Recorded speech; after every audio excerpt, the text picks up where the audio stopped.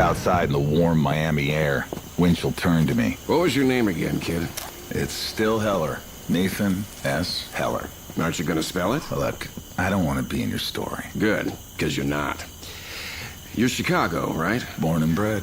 What do you make of that, in that cell back there? You're New York. What do you make of it? It's horseshit. I think that little bastard hit Cermak. I think he thinks he's dying from that stomach of his, and the mobsters probably promised to support his family back in Italy in return for him taking Tony out, and for his silence. What do you think? I think you're right on the money. But if you print it, nobody will believe a word. What's the guy to do? Bullshit they'll believe. Take it from me. Facts only bore 'em.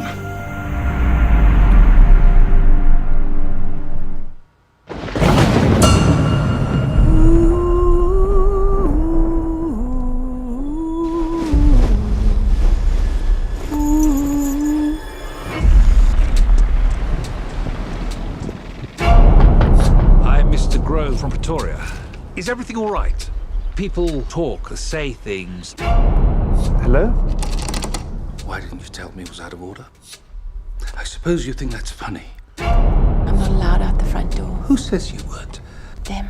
Who? Them. It was terrible out there. I could hear breathing. We told you. Are you worried about the man?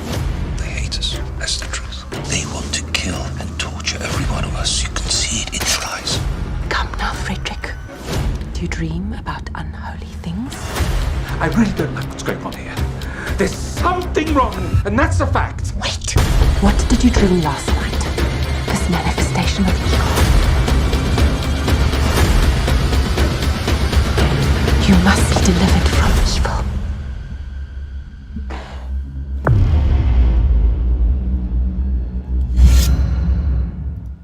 Hey, let's get media. Nope, let's get physical media. Okay, that's a funny name. Okay, I'm Breck. I directed The Crazies, and I'm really excited that we're coming to physical media with a new HDR transfer this spring. Check it out. All right. Hey, let's get physical media. I'm so glad there are fans of actually buying DVDs out there.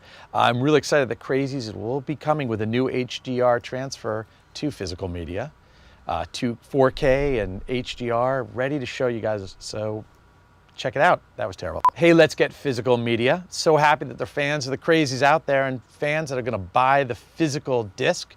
We're doing a new HDR transfer, which I'm thrilled to be putting out there, and I hope you guys will check it out.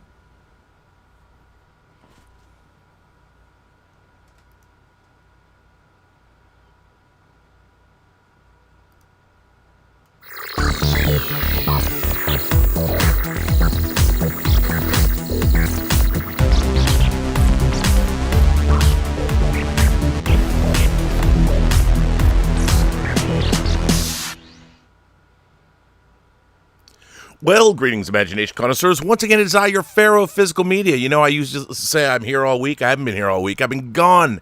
I bet you've been wondering. I bet you've been waiting. I bet you've been needing me. Well, here I am. But you know who you haven't been needing? Actually, you have been needing. What I meant to say is you need him more than you need me. I know I need him more than I need me. I'm with me all the time. Sometimes I get sick of myself, which probably doesn't sound too hard to all of you out there. But let's talk about the man you came to see. All the way from Saarbrücken, Deutschland, he is the legend that you know, that you want to know, that you can't know, because he's in Saarbrücken, Deutschland, Dieter Bastian.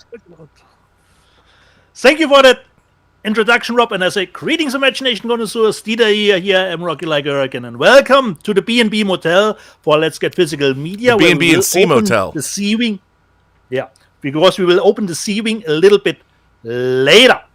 And Rob, this week on the John Campea show, you were flabbergasted considering a specific horror franchise where the fourth one is opening this week. This is the steelbook for the first one, which came out timely in the correct time zone for the last rides. So we have the 4K and the Blu-ray of the first one.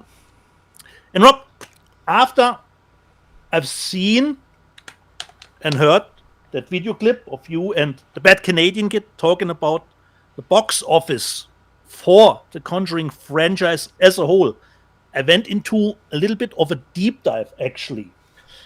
Considering the first 9 movies, Rob will get us the intake for the new one a little bit shortly. And I watched on a global scale, there were 7 of the first 9 movies, Rob, that did double the money at the international box office. So 7 of those movies did double internationally what they did domestic. And the other 2 made more internationally too, not just at the scale of double. And considering, Rob, your old Schmodown days, and Cast Grayskull is always a little bit unhappy when we don't do a trivia question, Rob. Considering the multiplying factor, the budget multiplied to the end result, can you guess which movie has the best multiplier, considering the budget, and what did it made? 5 times the budget, 10 times the budget. I would say just a guess, Rob. The Nun 2. Let me just check. I have it here. The Nun 2 is actually the least one, Rob. It 7 times made its budget back. 7 times, The Nun. I was just going for the most unlikely. I was going for the most unlikely. Yeah. Then Annabelle Creation.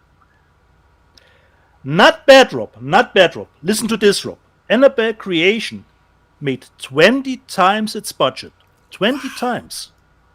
This is the second best movie in the franchise, considering the ratio, multiplying its budget.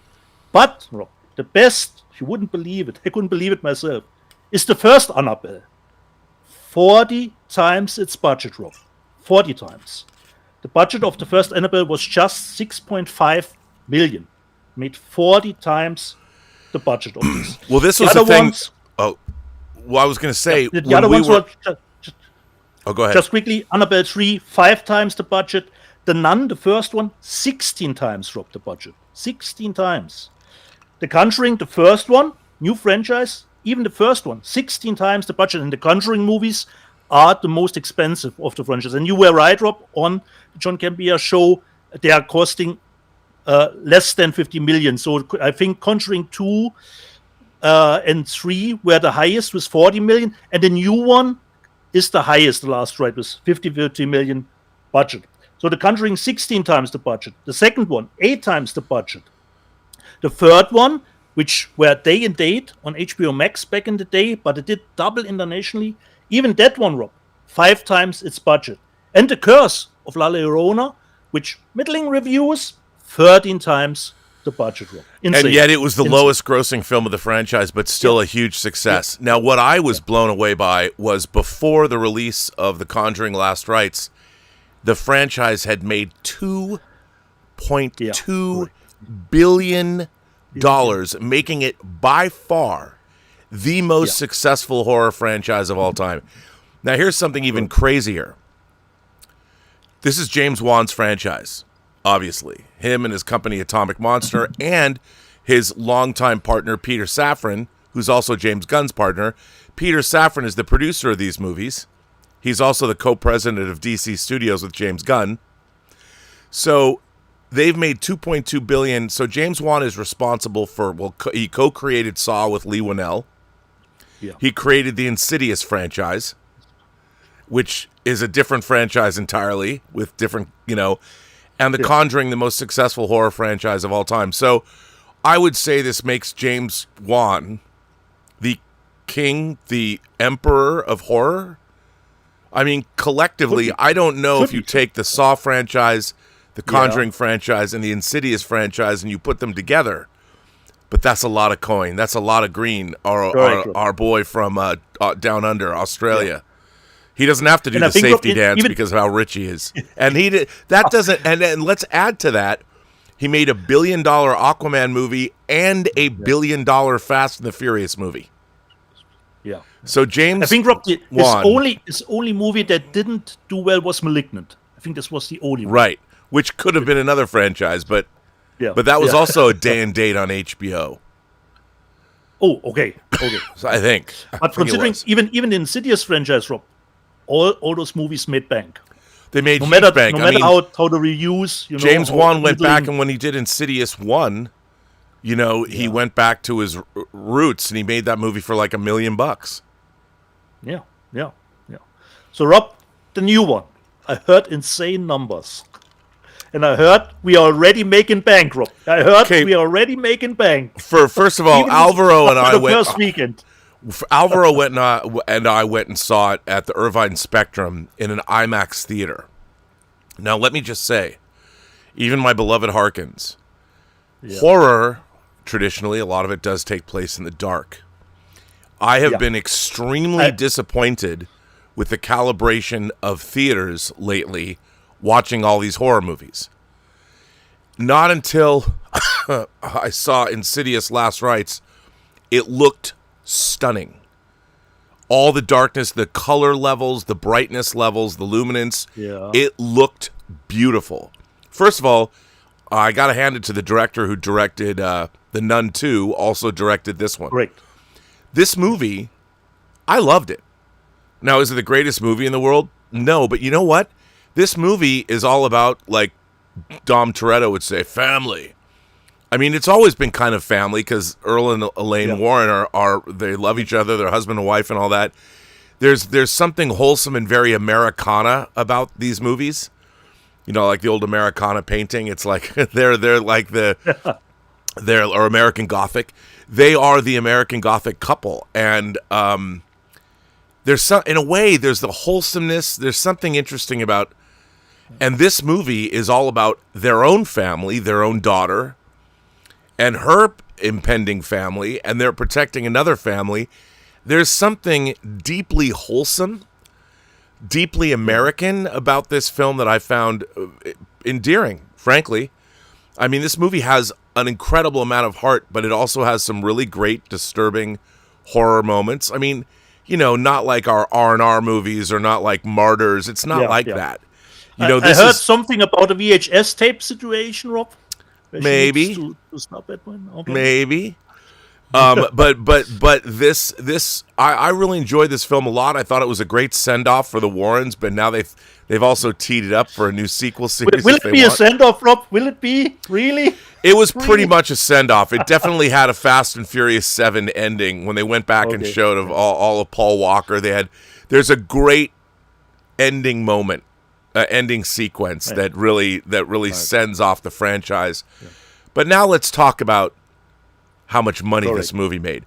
This movie blew past any expectations that they had for it. It was expected to maybe do $60 million. First of all, I have the international market, the international numbers up. Yeah. Let me start. I don't want to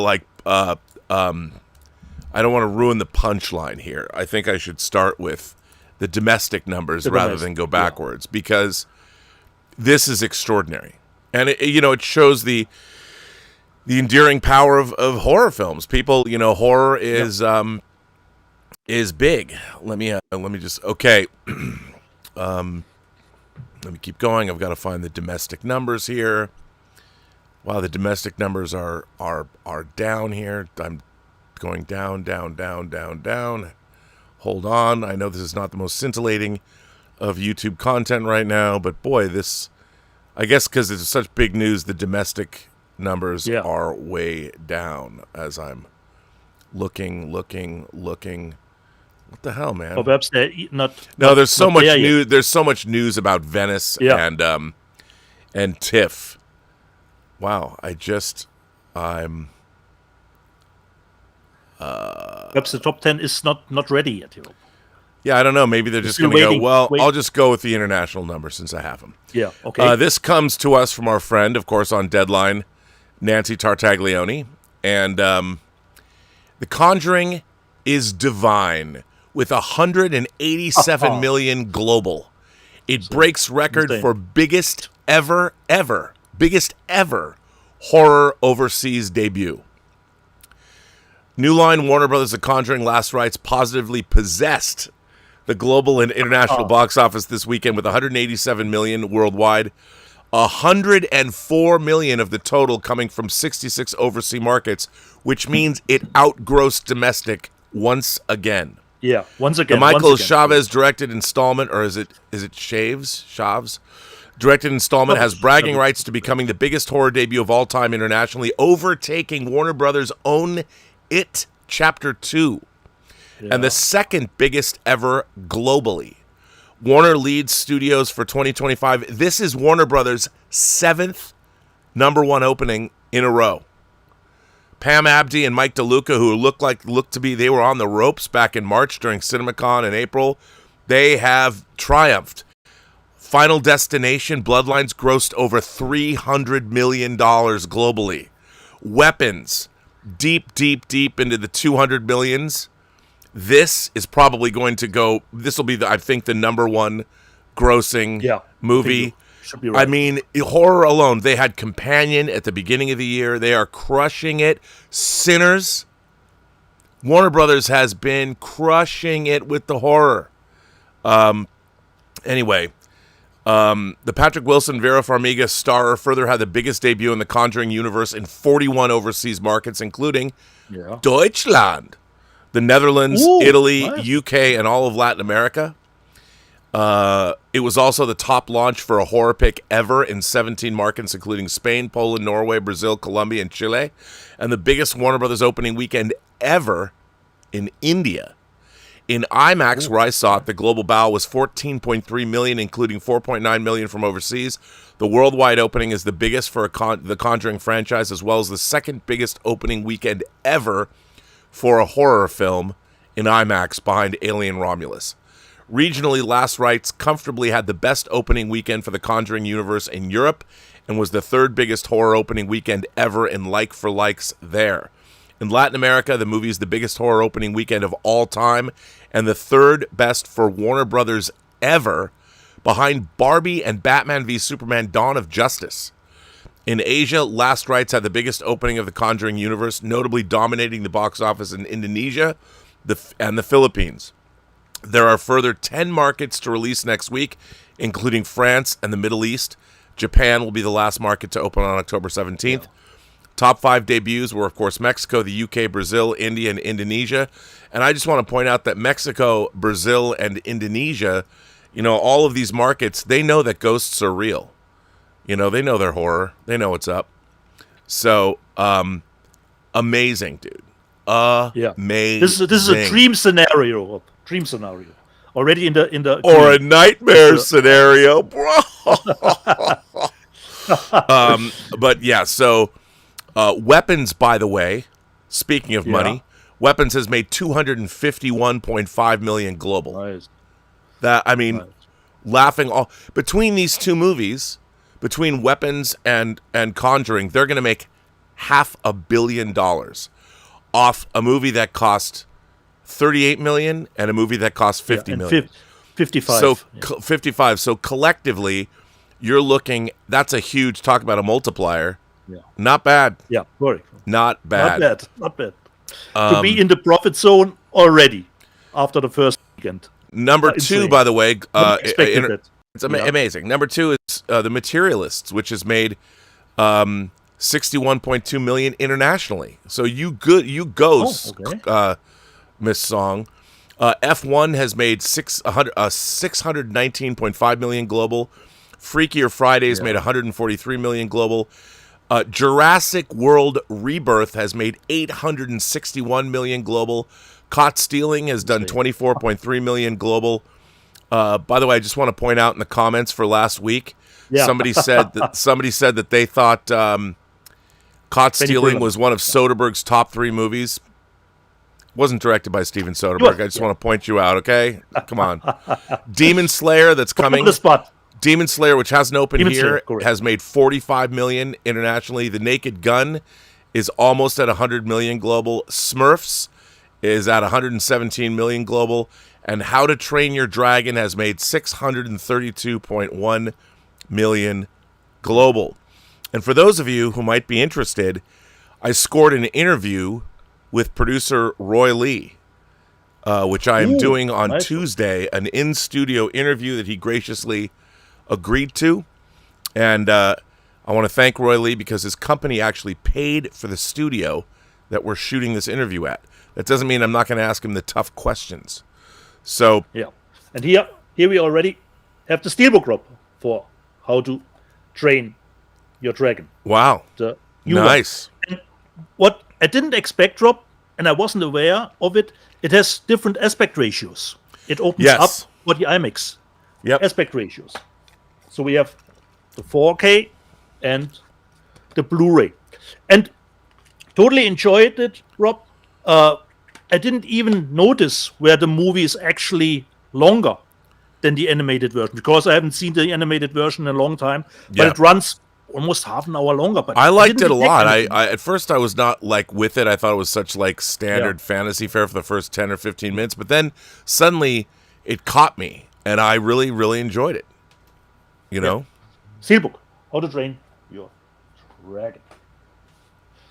So, just quick, Rob, on the digital front this week, I watched Nobody 2, which for me is unfortunately a step down from the first one. It hits all the same beats as the first one, just not as high as the first one. So still enjoyable, but a step down from the first one. And finally, Wednesday was completed on Wednesday, actually, with the second half of the second season. Thoroughly enjoyed it, just as the first one. Had a great time. There was a nice body swap episode in it. Had some great laughs again. Totally recommendation from my end. The second season, just as equally good as the first one. That was the digital stuff, Rob, that I've seen this week. Well, that's good. You know, I could talk about And I started on Peacock, the paper, which I thoroughly enjoyed too. Oh, I have that's to say. good. Because they are continuing the Office.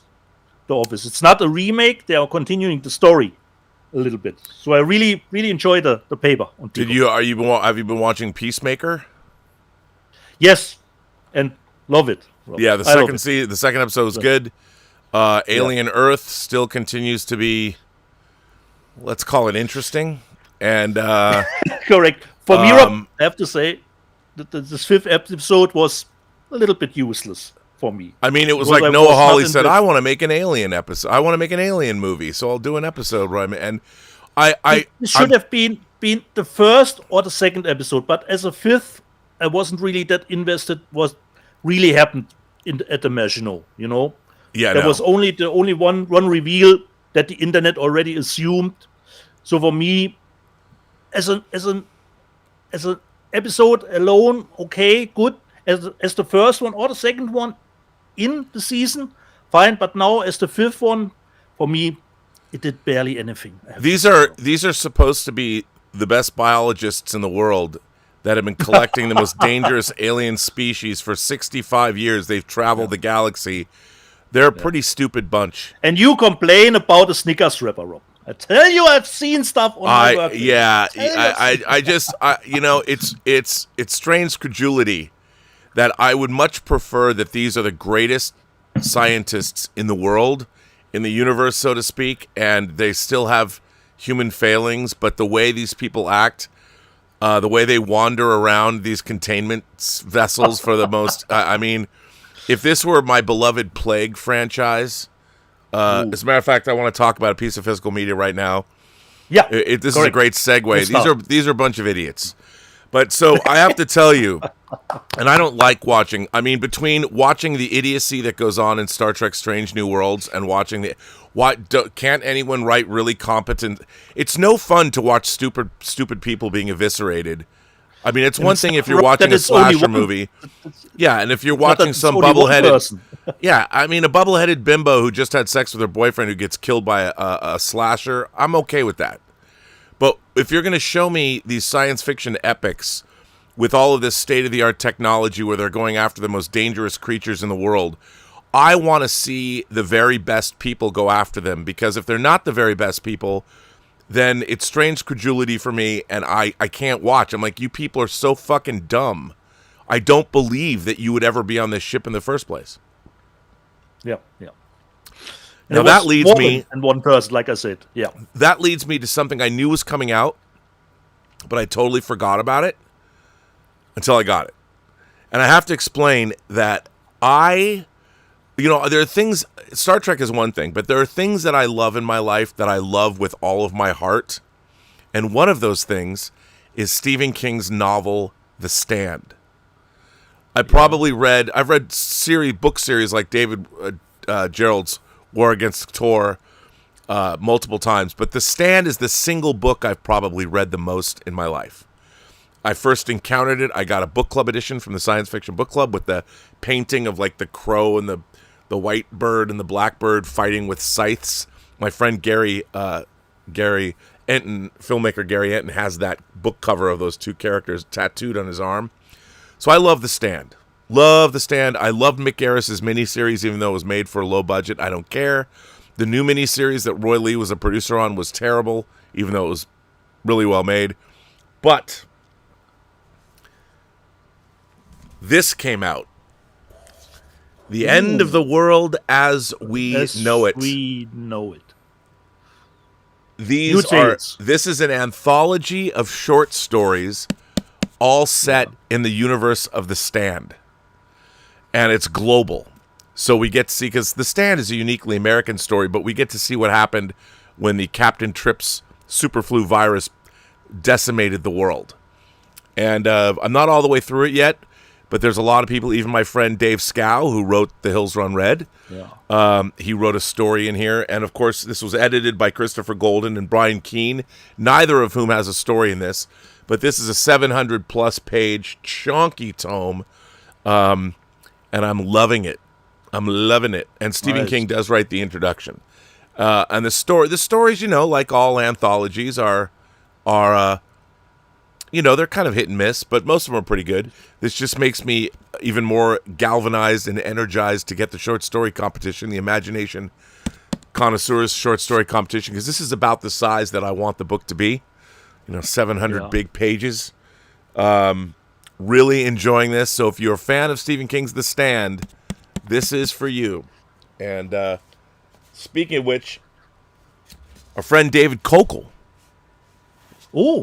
sent me some stuff, his Taylor Bell series, and he sent me these books. But I'm gonna tell you something. So he sent me a new version of this book, Earth Courts Oblivion. Now, I really hadn't cracked these open. He sent them to me, and I opened up the package, and I kind of set them to the side. But then I got another package from him where he sent me a new version of this and said this is the better version. But he pointed me to the dedication page in this book. Okay. And it says, dedication. This book is dedicated to me. And it says, dedication to Robert Meyer Burnett for promoting the creative spirit within us all. Nice. I have to say, I had a very emotional reaction reading that. I'm not somebody that cries a lot. Crying creeps up on me, and suddenly I'm teary-eyed without even realizing it. I'll watch Almost Famous, and I'll start to tear up in various places. And this actually made me... I was sitting at the kitchen hoping nobody came in, because I was reading it and I was completely teared up. So that really means a lot, David. Thank you for that. That was extraordinarily nice of you to say. And then he wrote me this letter in the new version of the book. Hi, Rob. I hope you're well. I've enclosed a new copy of my latest book, Taylor Bell, Earth Courts Oblivion. I love Earth Courts Oblivion. Yes, I shipped a copy of this to you a few weeks ago. This new copy contains a few small tweaks that make the whole thing much better. As the book is dedicated to you, I thought it best that you have an updated copy. I hope you enjoy it. I dedicated this book to you because of the way you encourage people to follow their creative dreams. You inspired me. I'm just a self-published author, and that is both joyous and harrowing. I have 2 volunteer proofreaders, a great graphic designer who creates my title fonts, and myself. That's my team, and no AI ever. By the way, the new mantra is, for all artists in whatever you're doing, show your work. It comes from elementary school when your math teacher told you to show your work. All artists everywhere should adopt this in our new AI age. Show your work. Are we perfect? No, but I believe these books have value, warts and all. I certainly wouldn't illustrate my own covers under a real publisher. That would be taken from my hands and given to an art department. These books are all mine, and I stand by them. And I learned a great deal with each new title. Some may think I'm a joke, but I'm building a small audience, and if it never grows beyond this, I'll still be happy. Anyway, keep spreading the word and encouraging the creative spirit. Sincerely, David Kokel. I neglected to send a copy of my space opera, April and Shiho of Yama Station. Let me know if you're interested. Of course I'm interested. So thank you, David. You certainly warmed my dark heart today, or yesterday, or whenever I got this and actually delved into that. So thank you very much. It means a great deal. I've never had a book dedicated to me before. I don't know if I'll ever have another book dedicated to me again, but that was very, very nice. Thank you. Yeah. Cheers. As a matter of fact, wait. Cheers to you, sir. Nicely done. This is like 3 days old. I haven't got through one of these in days. I haven't been here, by the way. I've been working on White Devils. We're getting ready to do the release of that. Okay. The new sound mix is great. We're going to do that close to Halloween. Worldwide internet premiere. We'll put it everywhere. And then been doing the rules for the short story competition and working on the perks for True Noir, the Blu-ray. I got to tell you, the even the booklet for the soundtrack record's really, really good. Jeff Bond wrote some incredible liner notes, and it's fun putting it all together. Awesome. So anyway, that's the update. Awesome. Okay, so Rob, I think we should start physical media. Yeah, I don't have a lot, but sure. Okay. Show it to us, Rob. Well, first of all, I did get a box from Kino Lorber. Yeah. Not a big box, but, any box from Kino Lorber is good. And I opened it up, and it gave me a documentary, The Jewish Nazi. What a cover. Okay. An extraordinary story, and this is a Jewish child survives the Holocaust by posing as Hitler's youngest soldier. Ooh, okay. Which you can probably still do today and be embraced by college students everywhere. So I'm looking forward to delving into that. And then they sent me a movie called Unicorns, which I don't know anything about. It's a love story where a guy falls in love with a drag queen. Yeah. So they do a lot for queer cinema, and usually the stuff they send are pretty good. This has a bunch of 5-star reviews. Unicorns, so that's interesting. And then there's a movie called Il Dono from the makers of La Quattro Volte and Il Buco. And this, I don't know anything about this, but they sent it to me, and there's lots of long takes. Maybe it's Tarkovsky makes a crime movie. I have no idea. And then they sent me, I was really looking forward to getting this. I've never seen this in 4K. Night of the Juggler. Oh, I pre-ordered. I can't wait. And some other company's putting out a big special edition of this. I'm not sure who it is, but here's Imprint perhaps. Yeah, maybe it was Imprint, but this is in 4K.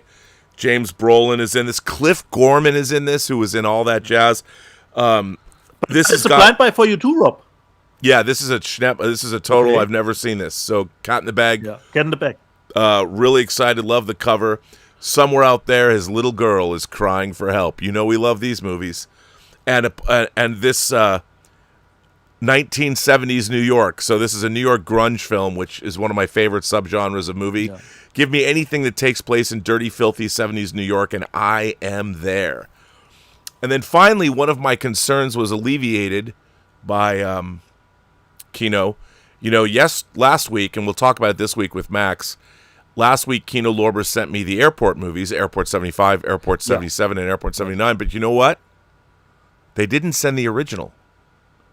The actually legitimately good movie. No. Because I didn't want... Now that they've given me the individual discs with individual slipcases, I don't want the box set. So thank you, Kino Lorber. Airport. The original, the legitimately good movie... that was the one that was missing last week. This was missing.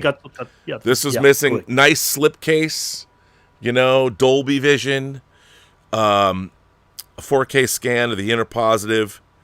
And a friend of mine, a guy I know, C. Courtney Joyner, does audio commentary on this.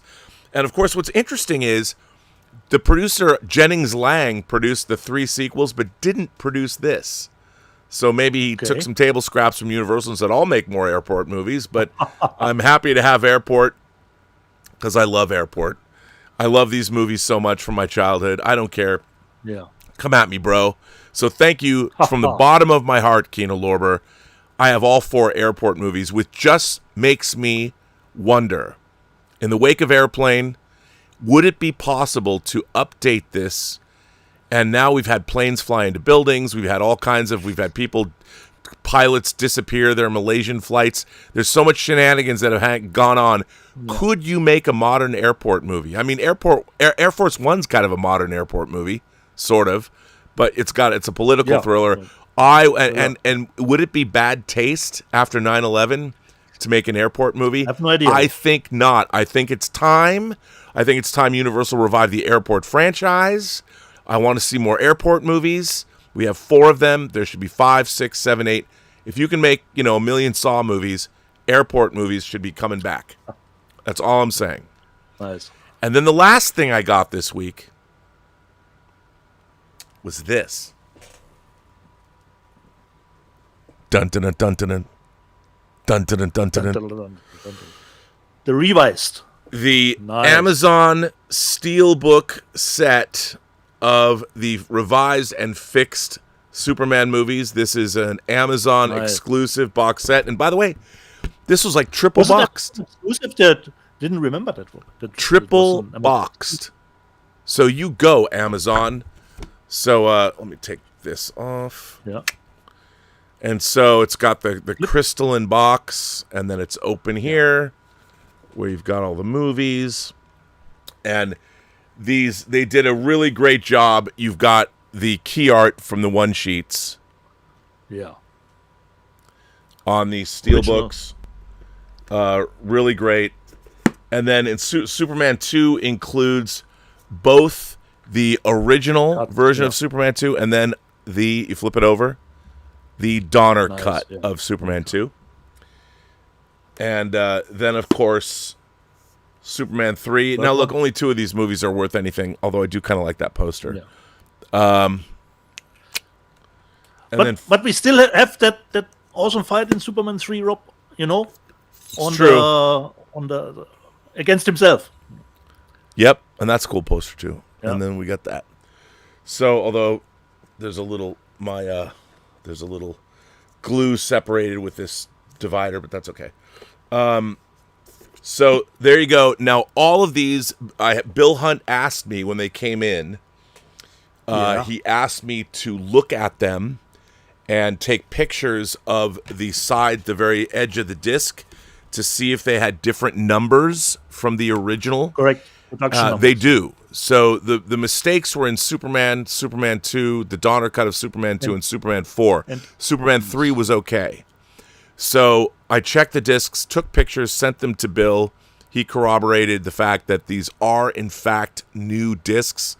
I looked at Superman 2, looked at some of the aspect ratio issues, and they have indeed been fixed.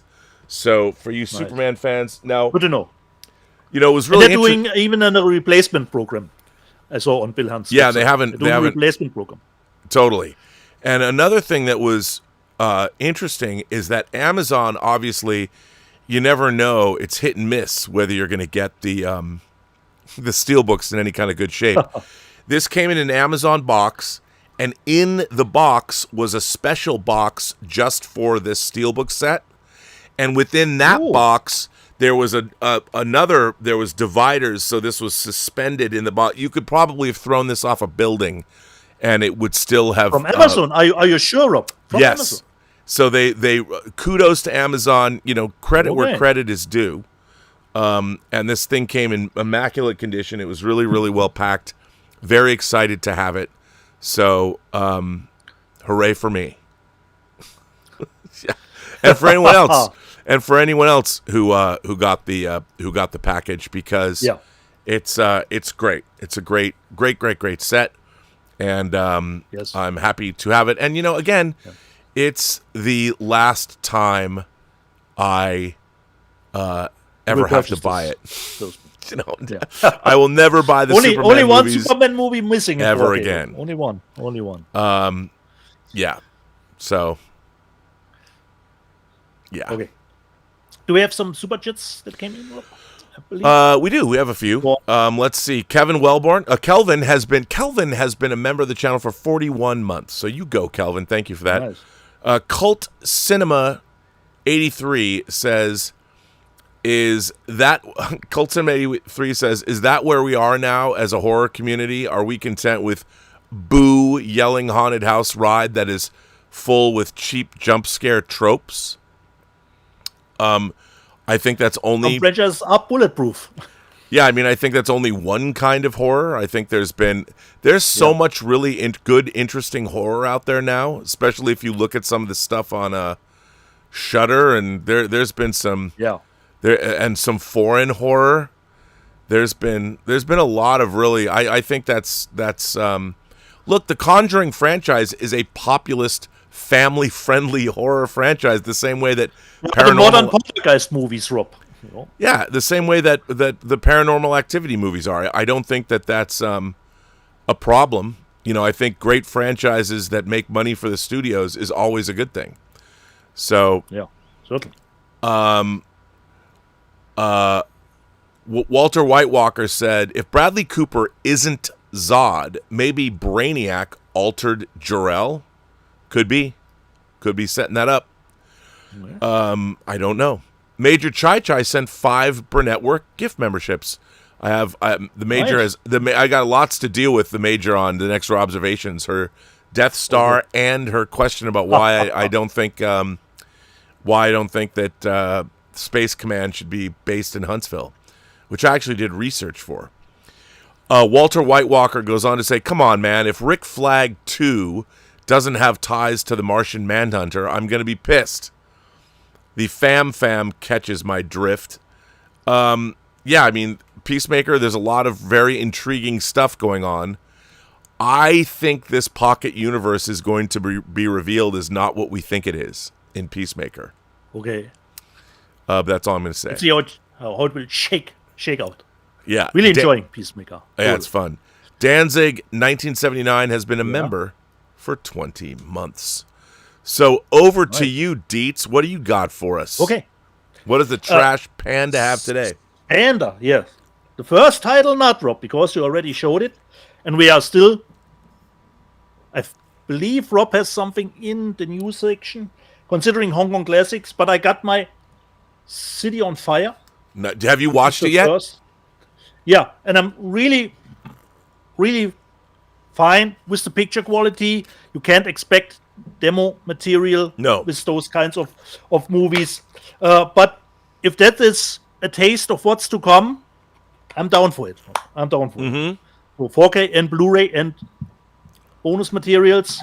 And I hope Rob will feature some of the upcoming titles. Just you wait, son. I know what I'm doing. Yeah. The news section later. The next one. Infamous, unfortunately, for something that happened on set. So it was actually a reason to buy it.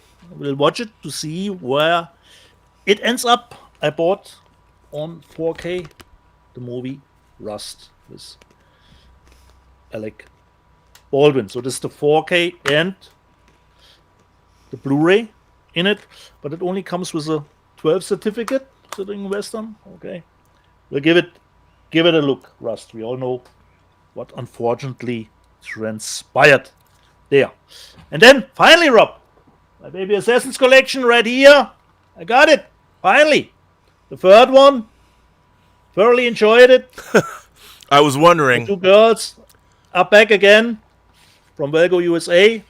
So just one movie has to be in the cards. I want the fourth one. And as far as I know, the third one is playing right in the middle of the series, but you can totally enjoy them separately. Baby Assassins number 3. They're back again. Awesome. Cat in the Bag for me, Rob, with Kevin James and Christina Ricci. Kevin does like to do more serious stuff now. It's called Guns Up, but it's a blind buy. Cat in the Bag, 4K and Blu-ray. Not seen it yet. Guns up. The next one, yes, I know, I saw the reviews, but I'm actually a fan of the director because he always delivers, and I wanted to give the movie a shot, and I bought it. Came out here with Daisy Ridley. I bought Cleaner, directed by Martin Campbell, and I have no problem, Rob, if you're making a Die Hard ripoff. Just make it a good one, you know. And for me, the biggest problem of the movie, Rob, it has only a running time of 90 minutes plus end credits, Rob. But it takes 70 minutes until Daisy is finally in the building to take care of the terrorists. That is too long, Rob. That is, for me, too long. 70 minutes until she is finally in the building, so you only have 15 minutes left for really nice action parts, I have to say. So, unfortunately, the reviews are correct. Not that thrilling as a whole, just because we should have gotten to the action a little more sooner. Another Cat in the Bag, or not Cat in the Bag anymore, because I watched it yesterday, and we all know that Rob loves his bar at Hagen's Grove, which even Eric Weber mentioned in his box office video this week, because Hagen's Grove was one of the movies that was very frequently had a great viewer attendance considering The Conjuring. But there's one place that Rob likes even more. It is The Devil's Diner, which, Rob, is actually not the movie original title. Here in Germany, they changed it to The Devil's Diner. The original title is actually Last Straw. It is a little bit of a, I would say, home invasion movie, just taking place at a diner. And I thoroughly enjoyed this one. Yeah, there are some ridiculous stuff happening or actions that the characters do. But it was a nice one. Quick, under 90 minutes. The Devil's Diner or The Last Straw. Loved the performances in it. And there were nice practical effects. So, slightly recommendation on The Last Straw, or here in Germany, The Devil's Diner. I don't know the original title of this one, but it features Temuera Morrison, you all know as Boba Fett, in Cliff Curtis. It's called, in Germany, Im Feuer des Krieges, in the Fire of War, but I don't know if that's actually the original title, but this is a blind buy for me. And it says on the back, anything specific? It goes to the heart and is hopeful too. The Fire of War. Then let me get over here. Cat in the Bag for me, actually from Lionsgate, which I actually could purchase on Amazon, considering with Natasha Lyonne. But I'm a cheerleader, and it says actually director's edition, director's cut here. And it is a nice, actually a little bit different. It's not a steelbook, but it comes with the usual slip here. So digital code here. But this is a blind buy for me. Don't know this movie with Natasha Lyonne. Really looking forward to that one. Then it wasn't a Beekeeper, but was price reduced, and I love the Statham, so I got Working Man, which I think the 4K is only out in the States, but I could be wrong. So this is from the States, Working Man as 4K. Nothing special to it. And I know this one will upset Rob, but I have nostalgia for the movie, considering the DVD days showing the movie, the 5.1 sound. So I got from Arrow the Lost in Space set, which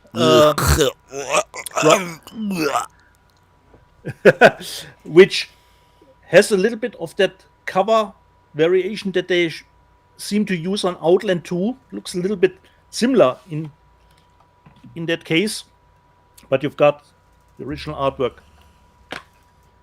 underneath, and you've got actually pretty nice booklet with text is really small, so there's actually a lot of ground that they actually cover in it. So Lost in Space, and the card from Arrow was actually, again, movie that I don't know, from Corey Feldman, The Birthday. Jeff, no, never seen or even heard before. So Lost in Space, the 4K from Arrow. The next one, sorry, I couldn't purchase it from Amazon UK. I had to go to a German website, one of my favorite online dealers, who sells UK imports too. I couldn't order this from Amazon UK, from Kyo Kurosawa. Hidden Fortress from BFI. They wouldn't send that to you? I couldn't purchase it from Amazon, Rob. They said, dude, I was watching some of that location. I watched some of that on Friday, the BFI version on Bill Hunt's big home theater screen. Yeah. It looks stunning. Stunning. Okay, nice to know. And we have a booklet. But like I said, there's a German online website where they sell imports too, and I could purchase it there, and it wasn't even that much more expensive. The Hidden Fortress.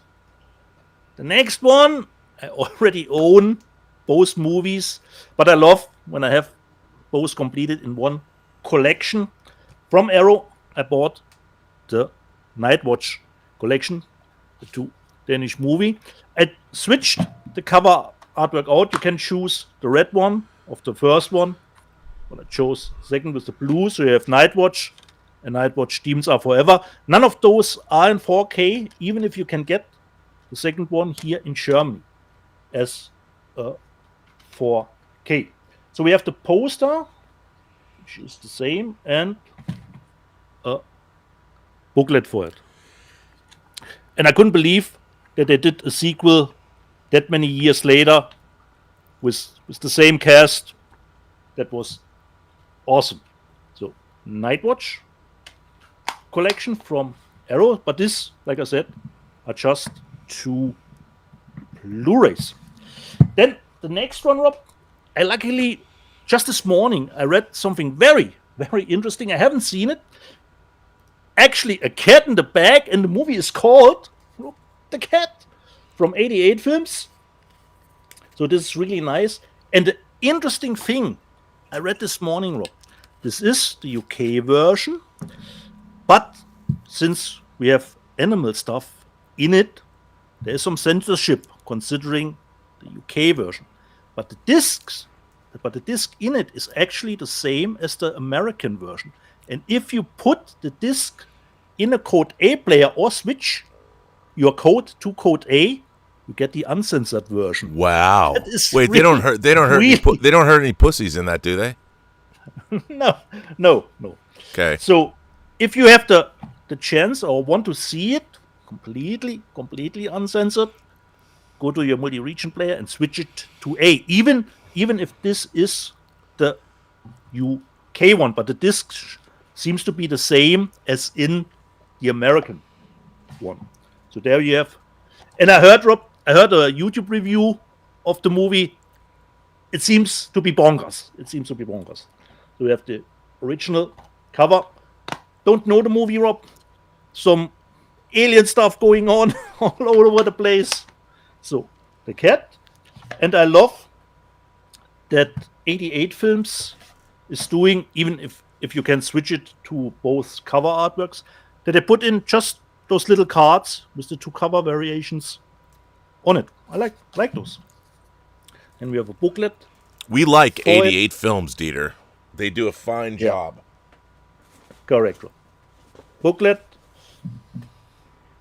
But for me, like the title says, totally cat in the bag. And I'm just happy that I read this morning, that I have to put it in my Code A player.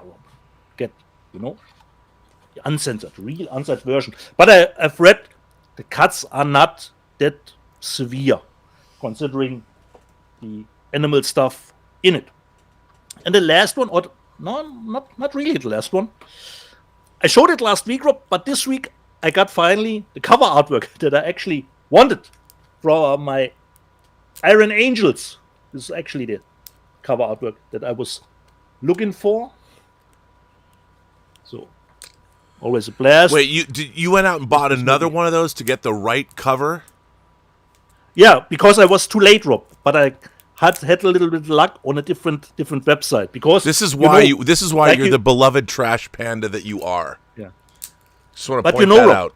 as I told you, those media books are always limited. Only 200 with this cover, and I got number 40. Did you pay as much for that as you paid for that Hunger Games photo book? Certainly not, Rob. Certainly not. And I have a worker colleague who takes the other one. Can I have? Which had this type of cover. Then, Rob, you started with a book, and I have purchased a book, actually a comic. I don't know if you remember, probably a year back, when I showed you that I bought from my childhood the Captain Future animated series that I fell in love with. Oh, I remember that. When I was a child. And they put out a really new comic, and I haven't opened it up yet. I wanted to do it here on the show. This is the book, still in cellophane. So let's unbox this beauty and see Yeah, how the baby. comic Give it to me. Unbox it. is Yeah, in it. yeah. And I was surprised, Rob. It came from Amazon, and actually it is in good condition, very good condition. I was expecting, the corners to be dented, but actually no. It is really in surprisingly awesome condition. So, rip. Only takes an hour. That's okay. So there we go. So now, without cellophane, we have this iconic weapon for me. So this is the more special one. It says Luxusausgabe. It has some artworks, I think, some sketches and interviews. So this is a comic for it. I think it looks great, Rob. Looks great. It looks amazing. So Captain Future, a childhood hero of mine. And I went to the internet again, and it was invented actually in America, but then Toei picked it up for making it into an animated series, Captain Future. Book for once. And my last run-up, since I made, my 40th year at my work, I bought something that I wouldn't probably... By the way, is insane. Correct. So I treated myself to something that I probably shouldn't have bought because... Which is basically our life in a nutshell. Something we shouldn't have bought. Correct. So I treated myself, Rob, to the Karate Kid box set.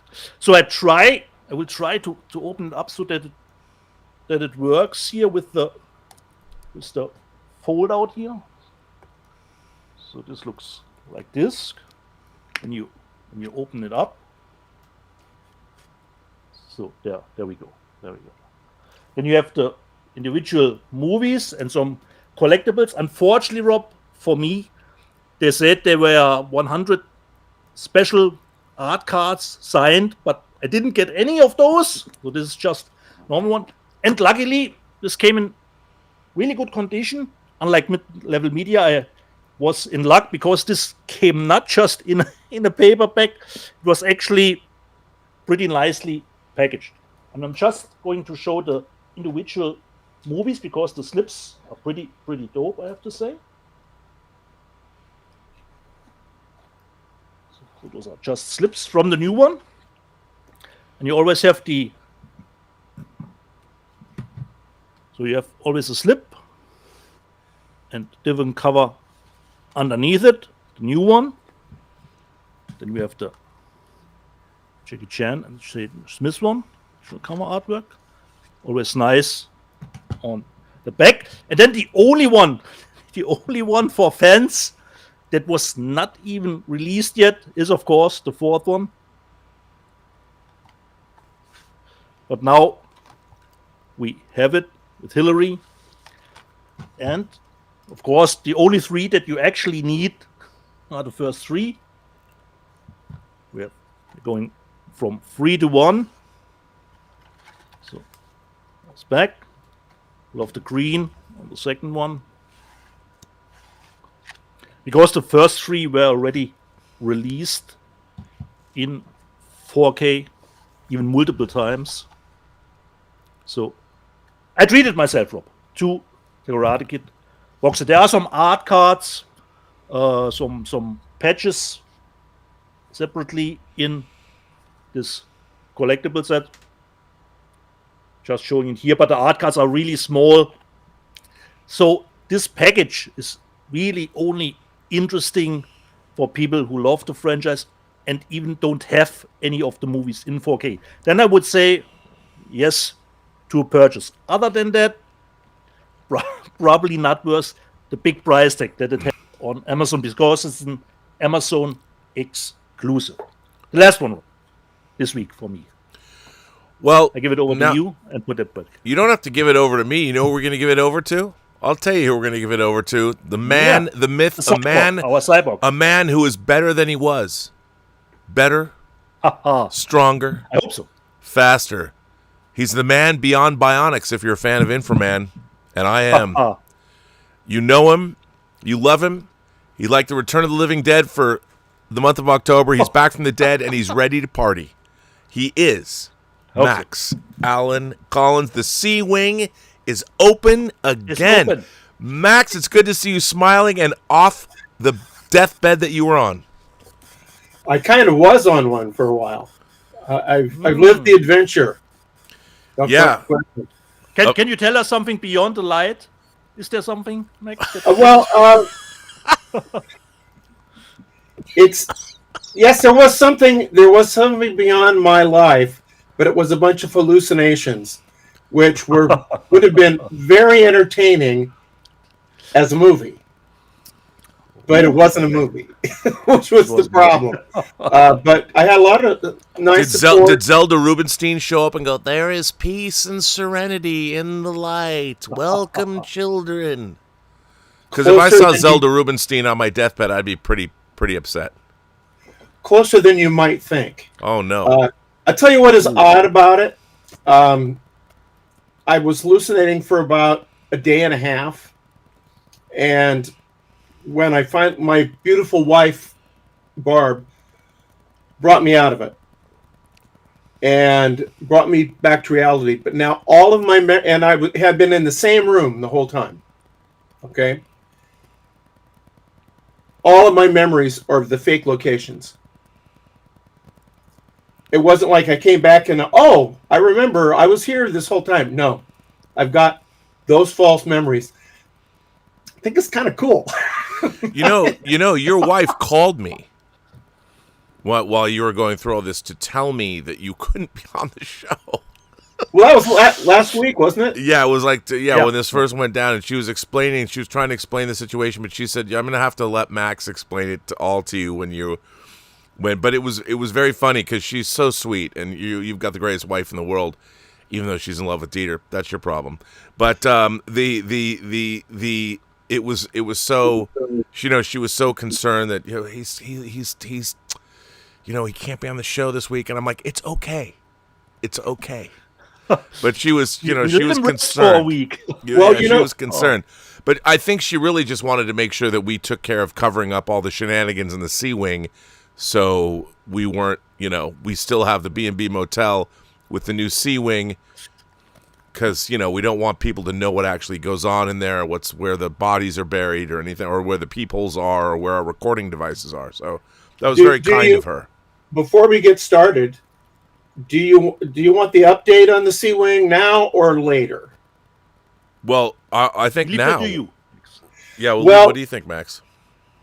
I tell you, while I was gone, my assistant manager Jeremy took it upon himself, because we've had a minor little cockroach infestation, and he took it upon himself to fumigate the sea wing, which has been... Oh, that's what they were doing. I didn't even want to walk over. Yeah, and but what he didn't do was he didn't tell the guests. So we've had a few complaints. Only one death, but a few complaints. Yeah, we had to cover that up. It's fine. Yeah. No. That guy was an asshole anyway. It was. But I'm giving, Jeremy will still be with me. I'm going to give him another chance. I give him a beating and another chance. You did film it and live stream the beating, right? So people can ask if... Yes, I understand. You put him in the hostel room, didn't you? Yes, it's a film coming out that I think they edited that sequence into. It replaced the one that you did, Rob. Oh. You replaced something I did? Story of my life. Yeah, this new film you've got coming out. What? Well, I have to say, on that note, can I just say that one of the big concerns for me, because I'm an egomaniac, even though I hide it, but one of the big concerns... I'm sorry. One of the big concerns with me is we reported last week that Tron and Tron Legacy are coming out in 4K. And Disney has a tendency to memory hole their special features. And one of my special features that is near and dear to my heart that I worked very hard on, that nobody wanted, even Disney didn't want it, is my feature-length documentary on the making of Tron. And I really worked hard on it. It was made originally in 2002 for the 20th anniversary of Tron. And I wondered, would it be included? They probably weren't going to upscale it for 4K, but in the Tron 4K disc, they've included a Blu-ray that they probably just repressed the Blu-ray that came with the original Blu-ray disc. It doesn't matter. The fact that people who are going to buy the 4K disc do have a Blu-ray that does have my Making of Tron documentary means a great deal to me. So it's some work. It's funny because you don't really, like, if you make feature films, a lot of people don't include the fact that they've made DVD documentaries like in their filmography, but I was really proud of that documentary. And it was nominated for, when they gave out the DVD exclusive awards, it was nominated for Best Retrospective Documentary of the Year. It lost to MASH and to a lot of other things, but it was truly an honor to be nominated. It was a big night. I got to dress up in a very nice suit and go to this award show. It was really fun. Well, it's nice to know that while I was fighting for my life in the hospital, that this was what you were concerned about. Well, what do you want me to say? Like I said, I am an egomaniac, and I was still concerned with you, but really I was just kind of hoping that I could just retain the rights to True Noir for myself. You didn't do the True Noir logo this week. I played a scene. Well, you usually have that logo you do, and then you bring me on. Oh, I forgot. Oh, okay. Well, hang on. Oh, hang on. It seems the memory is fine, Max. Memory isn't too bad. Come on now. I totally forgot. Here we go. The True Noir segment with Max Allan Collins. Ladies and gentlemen, back from the dead, Max Allan Collins. Well, I wouldn't go so far as to say back from the dead, but I'm hovering. But how are you feeling in general? I really feel very, very good. Okay. Rob was referring to this, but I have a pacemaker in now, and that makes a big difference. So, still healing up a little bit from the surgery that was supposed to be an overnight. It was what do they say? Outpatient. Well, I was an outpatient for about 3 weeks, so I guess that's what they meant. Okay. Wow. But I have to say, I have a bunch of good stuff this week. In fact, I've been gone for long enough that I had to kind of pick and choose what we talk about. This is quite beautiful, and it's called Blood Orange. It's the latest. I didn't know you were going to jump right into it. Hang on, Max. I did, in fact, brought in some. So this is the next after the Quatermass set. This is the new Hammer Films big box set that they put out under their own label. And let me just zoom it in. There you go. So that's what you're talking about. Lay it on us, buddy. What is this? Well, apropos to what Adita was saying about the Karate Kid box, this is one of those kind of conundrums that we have as collectors.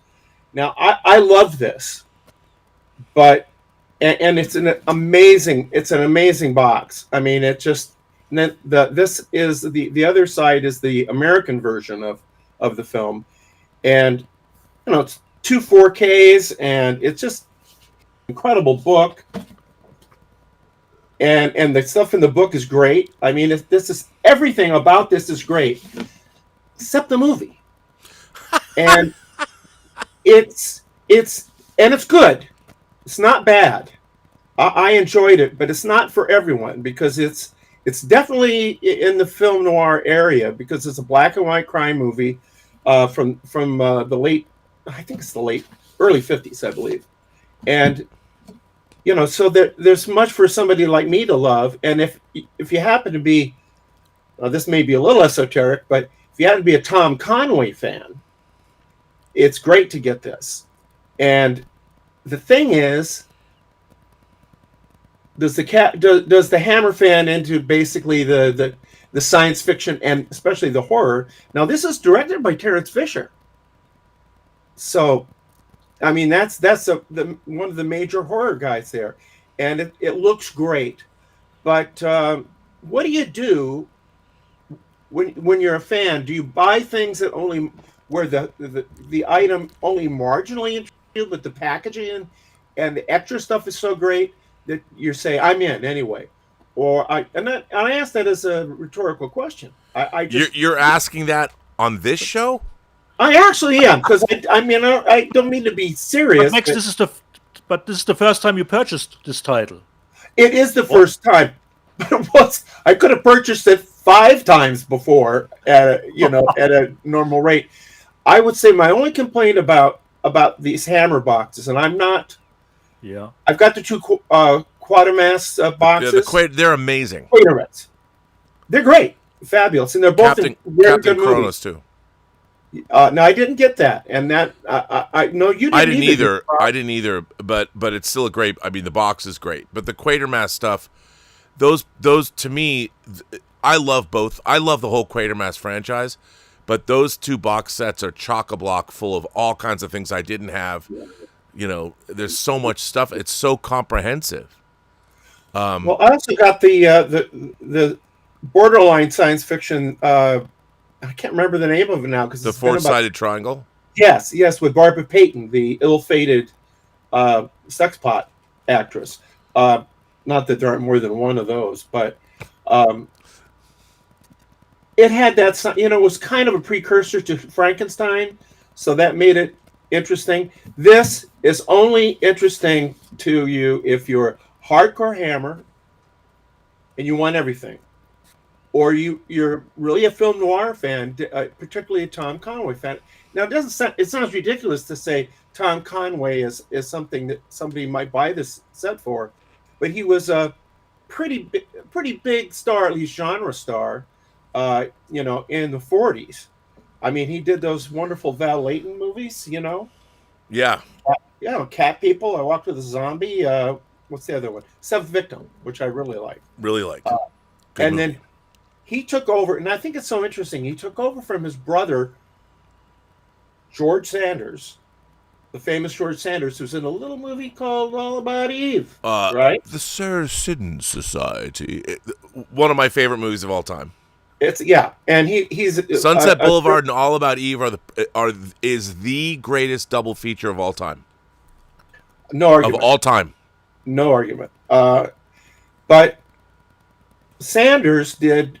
This is kind of convoluted, but that's what we're here for, right? Yeah. Sanders did 3 Saint movies. The Saint from Leslie Charteris. I think I pronounced that incorrectly, but those Saint movies. Then the creator of it had a problem with the studio. I forget which one it was, and he wanted a raise, and they just, I guess it was RKO, and he, so they turned it into the Falcon, which was basically the Saint, but you're not paying any rights to the creator of the Saint for anymore. It's the same character. And Sanders does 3 of these and gets tired of doing them because he was a guy who was really good at getting tired of things, like life, for example. and he brings, he brings his brother in, Tom, and there's a movie, the 4th Sanders movie is called The Falcon's Brother, and Sanders dies in it and just says, you're the Falcon now. And the series ran a long time, much more longer than Sanders' tenure. So then Conway became a guy that did a lot of radio stuff. He did the Saint on the radio. He did the Falcon on radio. He did Sherlock Holmes after after the great guy. Why am I blanking on this? Basil Rathbone. He came on right after Basil Rathbone. He's famous enough that in this movie, and this is one of the things that really delighted me about this movie. Do you know what the name of the character Tom Conway played is? I do not. It's Tom Conway. What can I say? He was quoted as saying something like, "Finally, a role that suits me. Finally, a role I don't have to study for." So it's got interesting things. But I do think it raises this conundrum of, do you buy something? And I don't mean to, I don't mean to speak against the grain here, but if you don't really care about the movie, should you buy the fancy box set because it's so fancy? This one is a little borderline, but I have to say, it's a phenomenal box set. Well, Max, you brought something up. I watched a fan of mine, or a guy I know, sent me a link to a video, a guy talking about physical media. I hadn't seen him before. Young guy. And he was talking about the fact that in this day and age, we have all these double dips. Last week we talked about multiple companies releasing. A double dip, we're lucky, Rob, if it's only a double dip. Yeah, I mean, we're lucky. And then we've got Warner Archive putting out the same thing. Hammer's doing their Curse of Frankenstein box, and Warner Archive is doing theirs. Warner Archive is probably giving Hammer their transfer, and they're releasing it so you can get the Warner Archive one, or you can get the Hammer box set. Now, to me, the Hammer box sets are at least the ones that have been released. I don't have the Four-Sided Triangle. I don't have Blood Orange. I just have the Quatermass ones. I didn't get Captain Kronos. But so there's now, 5? They've done such a great job. But my question is, I want Vampire fucking Circus. Vampire Circus is my favorite Hammer. And we have Twins of Evil coming out from Imprint. They're putting out a box set. I mean, the Hammer library is all over the place. And the real question that I would ask you and ask you guys, I mean, now we're sort of, I think we're in the twilight of home video. I mean, physical media. It was the twilight of my life. I was getting nervous again. No, dude, come on. You got a pacemaker. You can live for another 25 years. Right. Into the 2050s. So along with me. So the thing, and Dieter. So the thing is, the question that I have is, why is Hammer choosing to release Blood Orange? Of all of the things that I understand, the Quatermass has a long legacy. There's still 20 million years. There's Quatermass in the Pit that they could put out. Then there's the Quatermass. I don't think they're going to do it, but the Quatermass TV series, in 1980. So there's a lot more Quatermass to release, and the Quatermass franchise is kind of a big part of Hammer. But why are they choosing to release these films when they have whatever they have the rights to? It's a very good question. And I will say, and I did, as much as I love Warner Archives, and I buy everything just about that they do on Blu-ray. And you're going to talk about ones right after this. And I'm going to one today, but I did in fact order the more expensive Hammer box over the Archives, because yes, I love that movie. So that's when you buy these things, is when you love or at least like the movie. Because I mean, I do hear people say, "Well, I don't really like the movie, but wow, what a package." I mean, that's like dating the wrong girl. You know what I mean? It's just they're not thinking it through. But I would say, Yeah, but if the I do package think comes with a Hammer's made a nice misstep. hardcover book, you want to flip through those pages, don't you? yes, but the Hammer, the just Hammer, I saying. would say, where I think they're making a misstep. And actually, as much as I like this box, I think this was a misstep because they have a bunch of crime movies. They actually have a Saint crime movie. The first Saint movie was starring Lewis Hayward, and it's the best Saint movie back in the day. And they brought Lewis Hayward back, like, I don't know, 15 years later to play the Saint one last time. What a rockin' double feature that would have made. I mean, that would have been incredible. Why isn't there a box of the Hammer? Well, they might or not a have box- the rights, to be fair. I mean, it could be rights, but It could be. I'm curious. Look, I love what they're doing. I love what Hammer's doing. I love those Quatermain.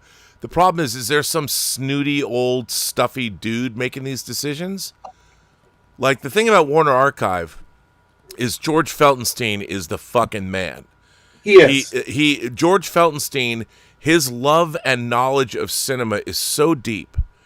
And the things that he's getting, he's pulling out of the MGM library, the stuff he's pulling out of the Warner Brothers libraries, it is so curated. And even the damn fool idealistic crusader picked Warner Archive as his favorite label one year, or a couple of years ago.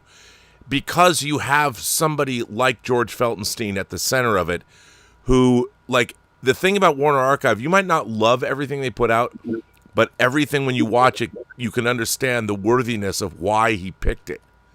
You know, you're seeing one man delving into a library that, by the way, if George Feltenstein was not at Warner Brothers, we would never see any of those movies. It's all him, and he knows best. Father knows best. Apropos to that, this movie, Intruder in the Dust, which is a legitimate film noir, so I'm actually on topic for a change, okay? This is a movie, first of all, I had never seen it. But it says right there, it's sensational. How could you have not seen it? I had barely heard of it and wasn't waiting for this to come out as I do with all kinds of obscure things. This isn't an obscurity. This is something that was, you know, an award-winning film at the time, and it's from a William Faulkner novel. William Faulkner did a novel in like 1948, and a year later they got the movie out. That kind of says something, I think. And the director, Clarence Brown, had just made The Yearling with this young actor, Claude Jarman Jr., who was in Intruder in the Dust, who was the kind of the protagonist, or at least the person we're experiencing the film through. And like I say, not only had I never heard of it, and I think, and I would say this to both you guys, isn't one of the great joys when you discover a movie from one of your favorite periods with one of your favorite subjects and you've never seen it before? Oh, yeah. And so yeah, certainly. I'm watching a 1949 movie I've never seen before that is wonderful. Now, that's by the way, that's the magic. Orange. That's the magic of George Feltenstein. Mhm. That's what I George agree. Feltenstein has done for all of us. And Yeah. he is fucking Warner Brothers should build a statue of that guy and put it on the back lot, because he has done the Lord's work with their entire library, and he has upped the value of their catalog. You can't even fathom what he's done for that studio, not just for Warner Brothers, but for MGM as well. Well, I also, it's amazing that this film, I'm not saying it's fallen into obscurity, but I mean, if I haven't heard of it or it's not on my radar, I don't know whose radar it's on. This is very much presaging To Kill a Mockingbird. And think how huge To Kill a Mockingbird is in our culture. And I looked at that and said, oh, she wouldn't have written that book, I'm guessing. But Harper Lee wouldn't have written that book if this didn't exist. That could be true. Similar. It's very, very similar on some levels. Kind of a, do I dare say it, a better story, because I kind of like stuff with more overtly like a crime story. But it's shot in a little town in the South. It was Faulkner's hometown. I don't remember what it is. But it was shot there like a year after the book came out. And it's written by Ben Maddow, who wrote, among other things, the Asphalt Jungle screenplay. I mean, the pedigree here for film noir is pretty amazing. Now, there's something that I think will resonate with Mr. Rob Burnett. We'll see. Oh, we'll see about that, Max. We'll see about that. The star, basically, other than the young man, is David Keith. Wow. And Really? who's David Keith, Rob? Why don't you tell? I don't want to bogart your thing, Max. Well, I don't want to show off, but he's John Gill in Patterns of Force. I know. A second season Star And Trek of course, episode. first of all, I wrote an article along with Mark Altman where we covered in Sci-Fi Universe magazine back in the 90s who the greatest Star Trek villains are of all time. And our number one villain was John Gill. Number one villain. So for those of you who are going, who's John fucking Gill? So there's a second season episode that is probably Dieter's favorite episode of Star Trek. No, I'm just kidding. It was banned in Germany. He's probably never seen it. Correct, Rob. It was banned here. Called Patterns of Force. And for those of you who don't know, it's called the Nazi Planet episode. And in it, Thank you, Rob. a Federation historian named John Gill, played by David Keith. David Keith. David Keith. Played by David Keith. He's actually drugged, and he's a Federation sociologist who's gone undercover in this moribund civilization, and he kind of wants to help them out. He's like, how can I galvanize this great society? They could be great if they just had a way. What could I take from Earth history to apply to this culture to make them spark make them great? National socialism. I'm going to take National Socialism and just inject it into this culture to just wake them up, wake them out of their moribund nature. And of course, he does this. And the first thing that they do is their fellow planet, their neighboring planet of Zeon, wink, wink, nudge, nudge, or Zeon. It's Zeon. Zeon is from Gundam, but in Star Trek, it's Zeon. Which, if you know today, what does the word Zeon sound like? Anyway, let's just say that planet, the Echos, the Ecosians, they embrace National Socialism. It doesn't end well for anyone. But John Gill is the greatest villain of all Star Trek history. Well, and it's a significant Star Trek episode because it's one of the ones, maybe the first one, that really deals heavily with why you don't screw with the Prime Directive. Oh yeah, it's oh no, absolutely that and you know what? The people that are writing Star Trek now don't even know what the Prime Directive is. But yes, it shows that, and by the way, a piece of the action, both second season episodes, which is the Chicago Mobs of the 20s episode. Those two episodes back to back are two amazing examples of why the Prime Directive exists. Interestingly, in terms of Intruder in the Dust, David Keith, who's the biggest villain in the history of Star Trek, he plays basically the Gregory Peck role. He's the lawyer. He's the older lawyer who the young person turns to. Does that sound familiar? And there's a black man accused of murder. Does any of this sound a little tiny bit like To Kill a Mockingbird? I would say yes. And it's a fabulous. Also, it's a mob mentality movie with people ready to lynch the black man, which is it's basically a theme in a lot of movies, but usually westerns. But here it was contemporary. And also, the black guy is played by Juano Hernandez, who was a great character actor and has a really cool role in Kiss Me Deadly, because all roads lead either to Star Trek or Kiss Me Deadly, as Rob and I know. I mean, Kiss Me Deadly for you, Star Trek for me. Yeah, well, both really kind of for me. An actor I really like, who I've never heard anybody talk about, is Porter Hall, who was a workaday character actor who played all kinds of stuff. He played, for example, in the great comedy, and if you've never seen this, anybody, Murder, He Says, with Fred McMurray and the Maud Kettle actress, what's her name? That is one of the funniest movies ever made, and he plays kind of the villain in that. And in Miracle on 34th Street, by the great director George Seaton, who we'll be talking about again, he's the guy who Kris Kringle hits on the head with his umbrella and causes the court trial in that famous movie. These are great movies, and this guy's in the middle of a lot of these movies. He is the father of the murdered man in this, and he has a fantastic, beautifully acted role. So I highly recommend this particular Warner Archive. It would be one of my movies of the year, even though I don't think it has anything to speak of in terms of special features. But you know what? It's a great movie. Okay, you know what it has?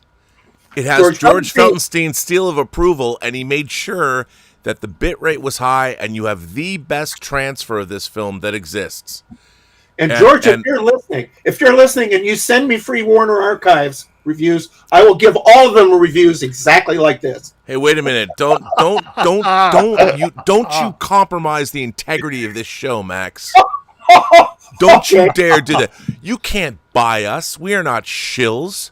I do not shill for George Felsenstein just because he got me a Wild Wild Planet half sheet and an insert when Warner Brothers was getting rid of all of their movie posters. I don't do that. I'm here to say I would shill for Warner Archive. Gladly would shill for Warner Well, Archive. with those reviews, maybe. I mean, I can't. I don't want to say anything to George. I know he might have told me that he watches his show religiously every week. Maybe. You know, now that you're on the Kino Lorber train. Yeah, I know. You know, get us both on Arrow now, okay? Dude, I want to get on Arrow. I can't. Like, how much do we love Arrow? How much money do I spend? Look at Dieter. He bought fucking Lost in Space. That was written by who? Yeah, I'm guilty. Dieter, who wrote Lost in Space? Do you know? Was it Akiva? Yeah. That fucking guy, they want to give him the entire Irwin Allen. Akiva Goldsman's doing Irwin Allen. Did you watch Lost in Space? Have you seen Star Trek? Have you watched anything he's done? He's like, no, but I won an Academy Award for A Beautiful Mind. Okay, so you adapted someone else's writing. That guy? Come on, man. I won't watch that movie because Bill Mumy is a personal friend of mine. Yeah. By the way, can I just say that Bill Mumy stars as Dr. Rongo in True Noir, the greatest audio drama ever made. By the way, Max, for everybody, tomorrow in America is Star Trek's 59th birthday. And to celebrate, they are dropping the Khan audio drama. That is co-written by Kirsten Beyer and David Mack, who's one of my favorite Star Trek novelists.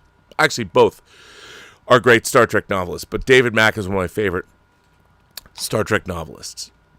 So people have said to me, well, Rob, you just are bitching and moaning and complaining because you never got to work on Star Trek and blah, blah, blah.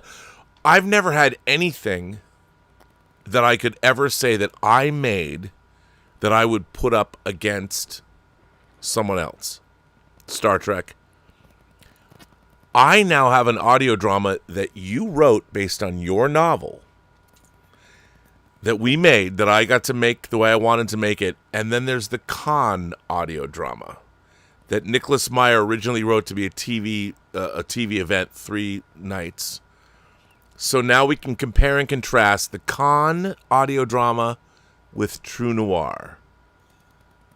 I wish them well, but I'm very confident to come out on top there. It's not for us to say. Sure it is. It's for others I to like say. ours better, completely blind, not having heard the first. Well, I would encourage everyone, you can go to YouTube and you can watch the trailer for Star Trek Con, the audio drama, and I hope it succeeds. I do. And maybe I did an interview with David Mack, one of my favorite Star Trek novelists, that I have not yet dropped. Maybe for Star Trek's birthday tomorrow, I might drop that interview. Well, that'd be a Because great Star surprise. Trek Con is coming out. Maybe. Well, speaking of things that fly in the sky, how was that for a... Dieter, you have to... what is about to happen? Oh my God, Max. Put your tray table up and tighten your seatbelt. Yeah. Here it is, baby. I just want to say, I already talked about this earlier today. I mean, thank you, Kino Lorber. Here's the thing. How is it that Universal does not give the love to their own franchise that Kino Lorber has given us, Max? I was worried we wouldn't get this. And you got your box from Kino Lorber before I got mine. And when you told me this came in here, and you were talking about how great the slipcase is. Look at that slipcase. Right. By the way, with all those great actors and actresses. So, and by the way, Jennings Lang didn't produce this, but Max, I turn it over to you. Please opine. Well, it's, George Seaton again, who I mentioned about Miracle on 34th Street, which is one by of the my way, favorite. I did not know that the man who directed Miracle on 34th Street produced. I think he wrote. Did he write the script? Yes, he was a great He screenwriter. wrote and directed the script for Airport. Yeah, and it has the most amazing cast, but and we could talk about virtually everybody in the cast almost. It was one of the first of the really star-studded, well, certainly disaster pictures. Was there any major disaster picture with this format before? No, this was 1970, and if you want to go back, 1970 is really the last year of the 60s. But because no one gets that, I'm just going to say it's the first year of the 70s. This is 1970. Well, it is a good example of a really first-rate, even better than first-rate, Hollywood movie before the post Hollywood 70s start. With Bonnie and Clyde and all these. This is a very slick, well-made, and it has an amazing sense of how to use the widescreen effectively, with split screens and all kinds of interesting ways of having people who aren't in the same room talk to each other. I just want to point out, Max, Bonnie and Clyde was 67, though. Oh, really? Yeah. Well, but you got to say But that was. I understand what you're saying. You know what I'm It talking kicked about. off. It kicked off the Renaissance. I mean, Bonnie and Clyde, the Wild Bunch, all that stuff kicked off the Renaissance of when the Mavericks came in and took over. But this represented what the studios did best. Yes, and at the time, I saw this in the theater and was kind of like, lukewarm to it, because I expected movies from Hollywood to be kind of good, and frankly, I had trouble with Dean Martin being the pilot of the plane, because I thought anybody gets on a plane where Dean Martin is the pilot is probably a little, what's going on in the cockpit, guys. But Well, we should talk about. He's great in this. We know what's going on in the cockpit because we've seen Sully in Flight with Denzel. Denzel was drunk and he barrel rolled a plane and saved the whole crew, and right. Everybody. Well, there is a nice noir connection here, and that is Burt Lancaster is really noir royalty if you get right down to it. I mean, from Brute Force through The Killers and Crisscross. I mean, I don't know how much more major a noir actor you could be. And so was Van Heflin. He was a major noir actor as well. He was in Act of Violence and The Prowler. Strange Love of Martha Ivers. I'm always up for a Strange Love movie, aren't you, Rob? Dude, Strange Love is my middle name. But I mean, I made the joke about Dean Martin, but he's actually quite good in this, and Lancaster is just so charismatic. You can see why it launched all of these other disaster movies. And I don't know if there was a better disaster movie than this. And I think the fact that it's a little smaller. I mean, it basically is a guy with a bomb on a plane, and that's pretty easy for somebody to identify with. You could imagine that happening. And then there's this remarkable moment, spoiler alert, the bomb does eventually go off, and bad shit happens. Yes. Believably bad shit happens. And good things happen, bad things happen to some good people, and I mean it's a very worthwhile movie.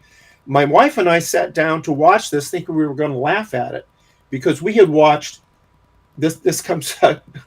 Rob kind of recommended that as I was recuperating, I might want to watch the 3 airport sequels. Okay. So what a guy. So we watched Airport 75, Airport 77, and Concorde Airport 79 right in a row. And then we watched Airplane to cleanse the palate. And Airplane coming on the heels of Airport 79 is the natural evolution of what you just watched. It's true. And so we sat down kind of smugly thinking, this is going to be one of those. Yeah, and Ross Hunter was like the producer. I mean, he did all the Doris Day, Rock Hudson movies. Please, really? And I thought we'd just have a laugh fest. My wife and I sat transfixed by this movie. And I looked it up, and it was like, oh, it's 3.5 stars in Leonard Maltin. It was nominated for the Best Academy, Best Picture of the Year. So then we come to, and I will just do a little tiny sidelight here because you already talked about this last time, because I crawled from my deathbed to hear what you guys said last week. Just the way I am, But those 3 movies. First of all, we've got Airport 75, where the stewardess is flying the plane. By the way, my friend Alvaro Zenos Amaro bought the book, the coffee table, the oversized book, The Stewardess is Flying the Plane. That's an actual great book about movies of the 70s, mid-70s, whatever. And it's not just a stewardess, it's Karen Black. Well, and that's interesting because she's really good. I know. She sells it. The rest of the cast is like movie of the week. It's people that have gone to watch Charlton Heston, baby. He's terrible in that movie.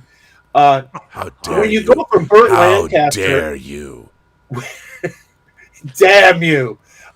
When you go from Burt Lancaster in the first one to Charlton Heston in the next one, you know kind of why he was the second string big time movie star, because he's no Burt Lancaster. And I say that as somebody who has great affection for any number one of his movies. But it's really the movie that, more than Airport, that has the, there's some nuns on board. There's a child that's got to get a kidney and all that stuff. The very stuff that they made fun of in Airplane. But she's credible, which is amazing because it's about the most incredible thing in any of the movies. Then comes 77, which is pretty good. It's on the same template. It is really good. And by the way, Airport 77, for those of you who are keeping score, is the very first time we see a LaserDisc in popular culture, because Universal MCA had bought, it was MCA Disco Vision. It was their technology. And Airport 77 was the big franchise movie they used to introduce LaserDiscs to the public, which were then test marketed in Houston and Seattle in 1978. So Airport 77 is one of, in terms of physical media history, Cornerstone. I think a friend of mine saw some of that being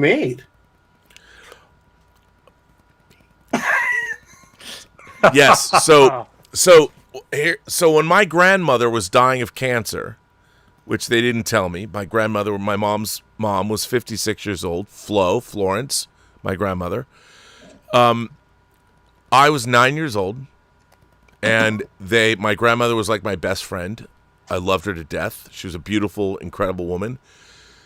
She was 56 years old. She had breast cancer, and she worked for the children. She was one of the cornerstones of the Children's Orthopedic Hospital in Seattle, which is one of the premier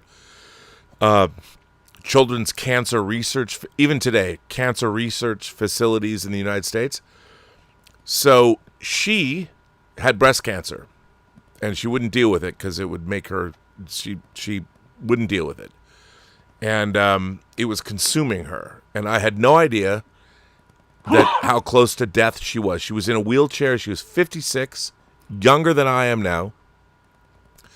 And we went on in November, Thanksgiving. We went Thanksgiving of, I want to say, 1976. And we went on a tour of California. We went to Lion Country Safari. We went to the San Diego Zoo. We stayed at the Beverly Wilshire Hotel. And we went to Universal Studios. And while we were taking the tour, back then it was still, very much a working studio. And one of the things that I got to see was they were shooting right where Bruce the Shark was. They were shooting a model shot from, I talked about this last week, but I'll talk about it again, from Airport 77, where the plane hits the oil derrick before it crashes into the Bermuda Triangle. And in my mind, this was, seeing this and then seeing Star Wars afterwards, watching this, because I had built models of airliners because my friend Jeff Swafford loved them. I actually got to see the shot go off where they actually were shooting this miniature shot with a backdrop, and they flew the plane down on wires, and you saw it hit the derrick and go into the water. I saw that happen. I watched that, and my young 9-year-old brain, because I'd built models in my mind, I'm like, I could do that. I built models. I had a Braniff International, which was used by a logo, but I had a orange. I didn't paint because I was 9, but still, that was one of the most amazing moments in my entire young life, was seeing that shot from Airport 77 be filmed.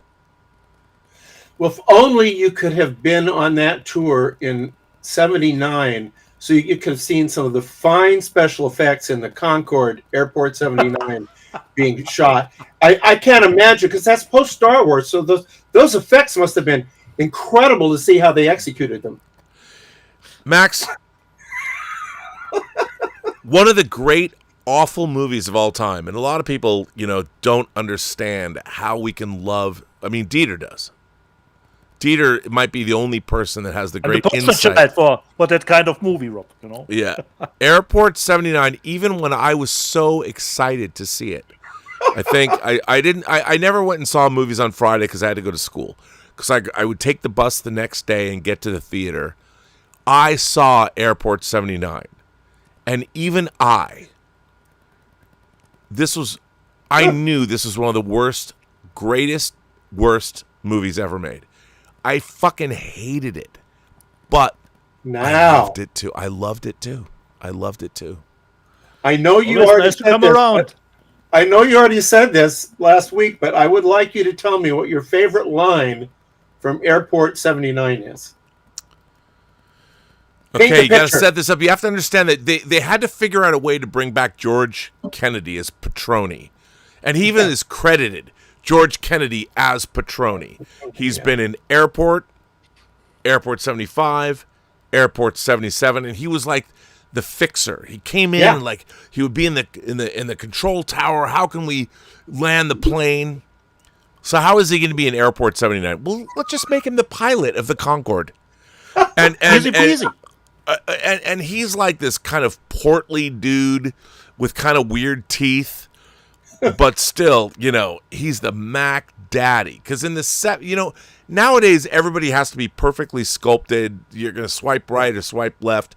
But back in the day, women understood that in Dr. Strangelove, George C. Scott had powers, and in the 70s, all women knew that George Kennedy could make them come harder than any other man ever. Maybe not all women. No, all women did. So what happens in this movie? You have one of the most handsome dudes in all of cinema history. The French actor Alain Delon is he's like Kennedy's co-pilot. And then Dieter, Sylvia Crystal, Emmanuelle herself. Emmanuelle is the stewardess. Like she's not even like the Shelley Winters. They get Emmanuelle, who's the softcore. Like she's like the Sydney Sweeney of the 70s of softcore. She's the stewardess on the Concorde. She walks into the cockpit. She looks at Alain Delon, but she really looks at George Kennedy. And she says, such an American thing, I don't want to look like one of the most beautiful men that ever lived, a French star that started Jean-Pierre Melville's Le Samurai. I'm not going to look at that guy. I'm going to look at George Kennedy. And I'm going to say, you pilots, you're such men. And George Kennedy, typical American, doesn't miss a beat. Looks at her and says, they don't call it the cockpit for nothing. That's how movie history is made. That's movie history is made. It's right. And I just want to point out that there was a book that came out that I love that I do not have a copy of, that I must get again in my storage locker debacle. The Golden Turkey Awards. Oh, yeah. The Golden Turkey Awards, and that line of dialogue was immortalized. The Golden Turkey Awards, the awards for the worst films ever made. The Concorde Airport 79 is way up there. And by the way, one of the great regrets of my life is I never got to interview Jennings Lang, because he became the producer. I thought Jennings Lang was a company when I was young.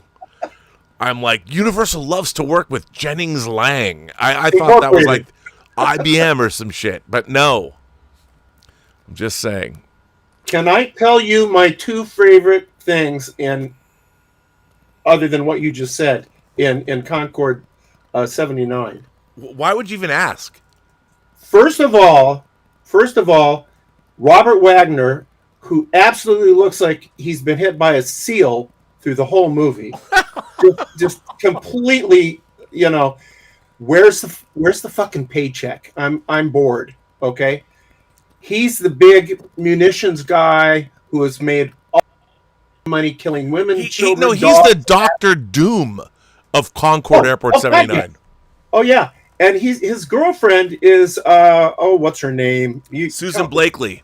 Susan Blakely, very beautiful, and she's sort of like a PM magazine hostess, right? Okay, so that's his girlfriend. So she gets her hands on the documents that prove that this is the most evil man in the world, and she has him on the plane because he was able to kill a bunch of people, but not take some papers away from her. So she's on the plane, and she reads the stuff. She knows now that the love of her life is Dr. Doom. She gets off the plane, and they go out and have dinner together. Very little said about the situation. Robert Wagner talks about the fact that, I need glasses now. I'm getting older. I mean, that's literally what's going on. Meanwhile, he's plotting to blow up the entire plane with everybody on it. Now, they're grounded in Paris. So George Kennedy, who's mourning the death of his beloved wife, Alain Delon fixes him up with a beauty to bring his spirits up. Now we cut to, brace yourself, the George Kennedy sex scene. You hear people spitting popcorn at this point.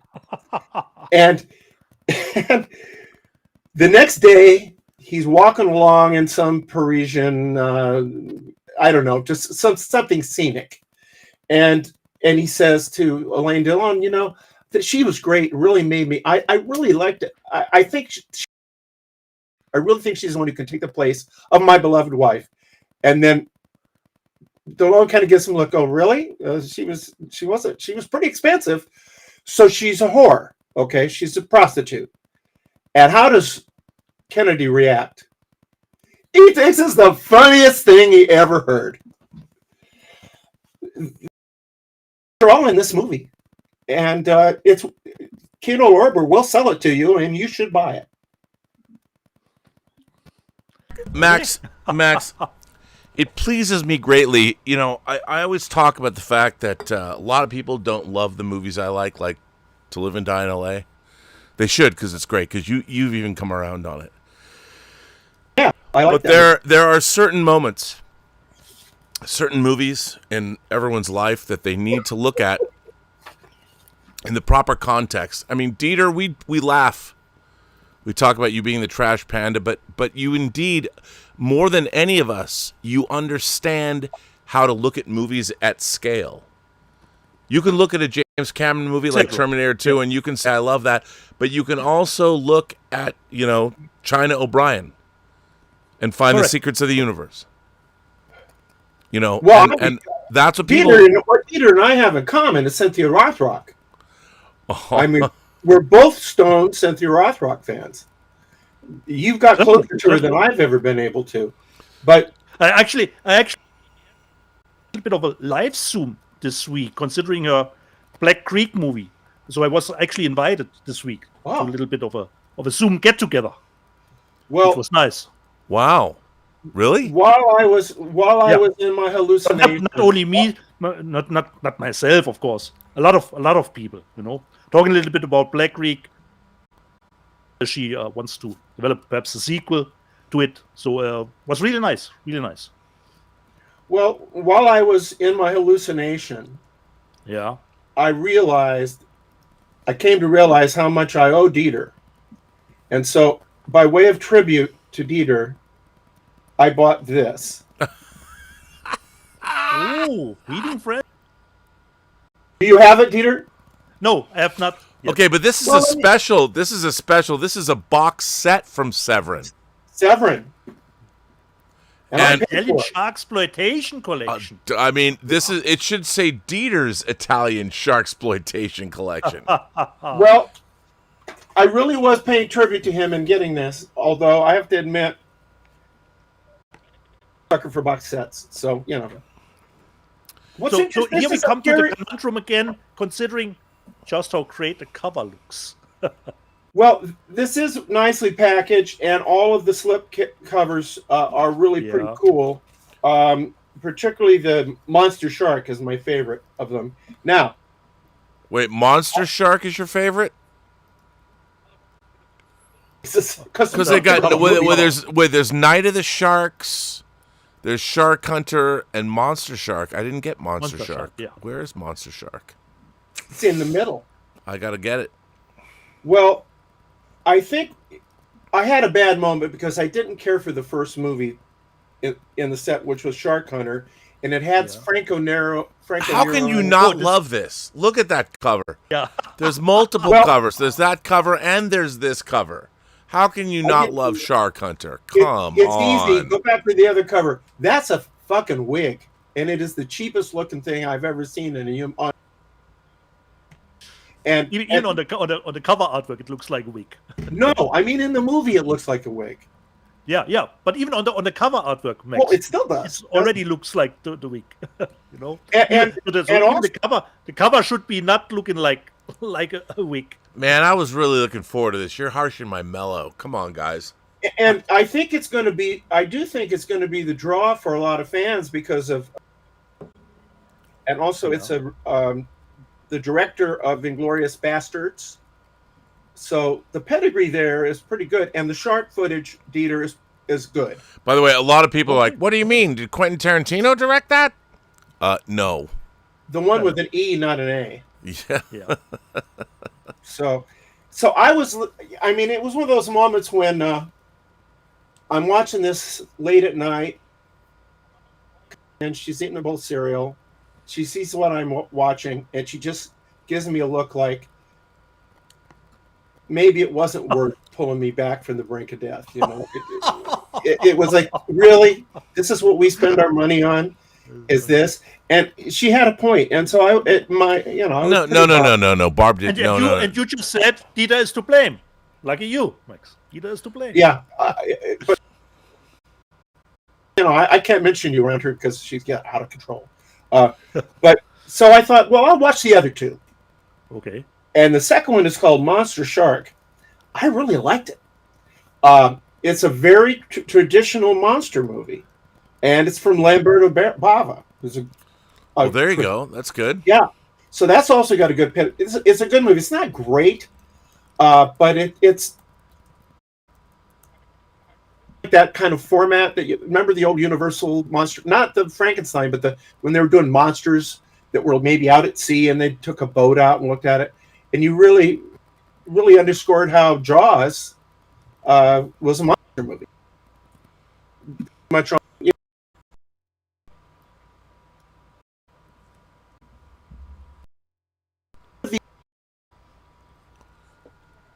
On Max, suddenly we're losing you a little bit. Hold on a second. Let me see if I can do some adjustments, which is weird. I don't know why we are losing you. Hang on. Looks fine to me. Try it now. Well, I was going to say that all I think you can really ask of a shark exploitation movie is that it be better than Jaws 4. This is not a high bar, okay? Yeah. So at least that should be cleared. Yes. Now the third movie, Night of the Sharks. Wait, Max. It's true. I'm just lagging behind you. I'm as I'm trying to make sure that the stream is still solid. Okay. I wanted to get some artwork from Monster Shark. Okay. Because it's cool. It is amazing, but I'm getting the spinning pinwheel of death as we're live. Yeah. I mean, come on. Peter says all three of us are dropping audio. Yeah, there's a little wackiness happening, as there always is when we have. Hang on. Oh, okay. Hang on a second. Just a minute. I will. Deadly 2 hour mark. No, but this is what we were talking about: Monster Shark, and that's some pretty great. That's some pretty great artwork. And again, Severin killing it. But now, Max, you were now talking about Night of the Sharks. Yes, it's legitimately a terrific genre movie. How they did this, I'm not quite sure, but they have Treat Williams as the star of this. And Antonio Fargas, the guy from a lot of the Huggy Bear, man. Bear, he's the co-star. Starsky and Hutch. Excellent. Yeah, he's excellent. And the movie is primarily, although it's an Italian movie, it's primarily English speakers. And the presence of the English speakers, and particularly Treat Williams, was quite good in this movie. It's kind of like he's got a sense of what he's in, if you know what I mean. He's not quite tongue-in-cheek, but just enough that you take the ride. And it's very good. It also has Christopher Connolly in it, and he's I think this was his last role. It has several rockin' babes. I know that's okay with Rob, and probably Dieter. And so we love rocking babes. I would recommend this. I would say the first movie, Shark Hunter, not good. Second movie, fun, and the third movie, very good. I was kind of surprised. It just bums me out that this movie couldn't. How is this movie not great? Well, maybe it gets great in the part of it I didn't watch. I know. And then, but Monster Shark's okay. Oh yeah, it's a sharktopus. Sharktopus. Wow. This is like arachnophobia of the sea. It's pretty good. It's pretty good, and it's very entertaining. But really, Night of the Sharks is really kind of a real movie. So I was very, very happy with it. So that's that's my tribute to the great Dieter Bastian. So two out of the three. That's a nice ratio. That's worthy of a box set. That's a purchase, right? Now, I will say that Severin's selling them individually.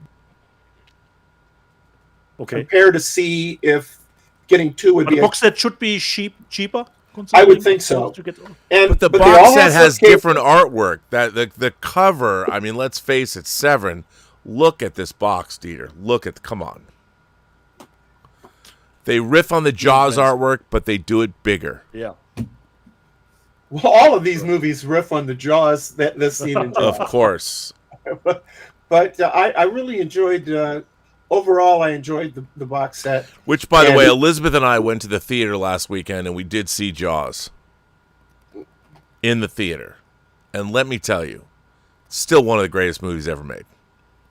Well, I used to take friends to that, and when it first opened, Barb and I saw it, I think the night it opened, and I had several friends that I would take one at a time to it to watch them jump out of the seat.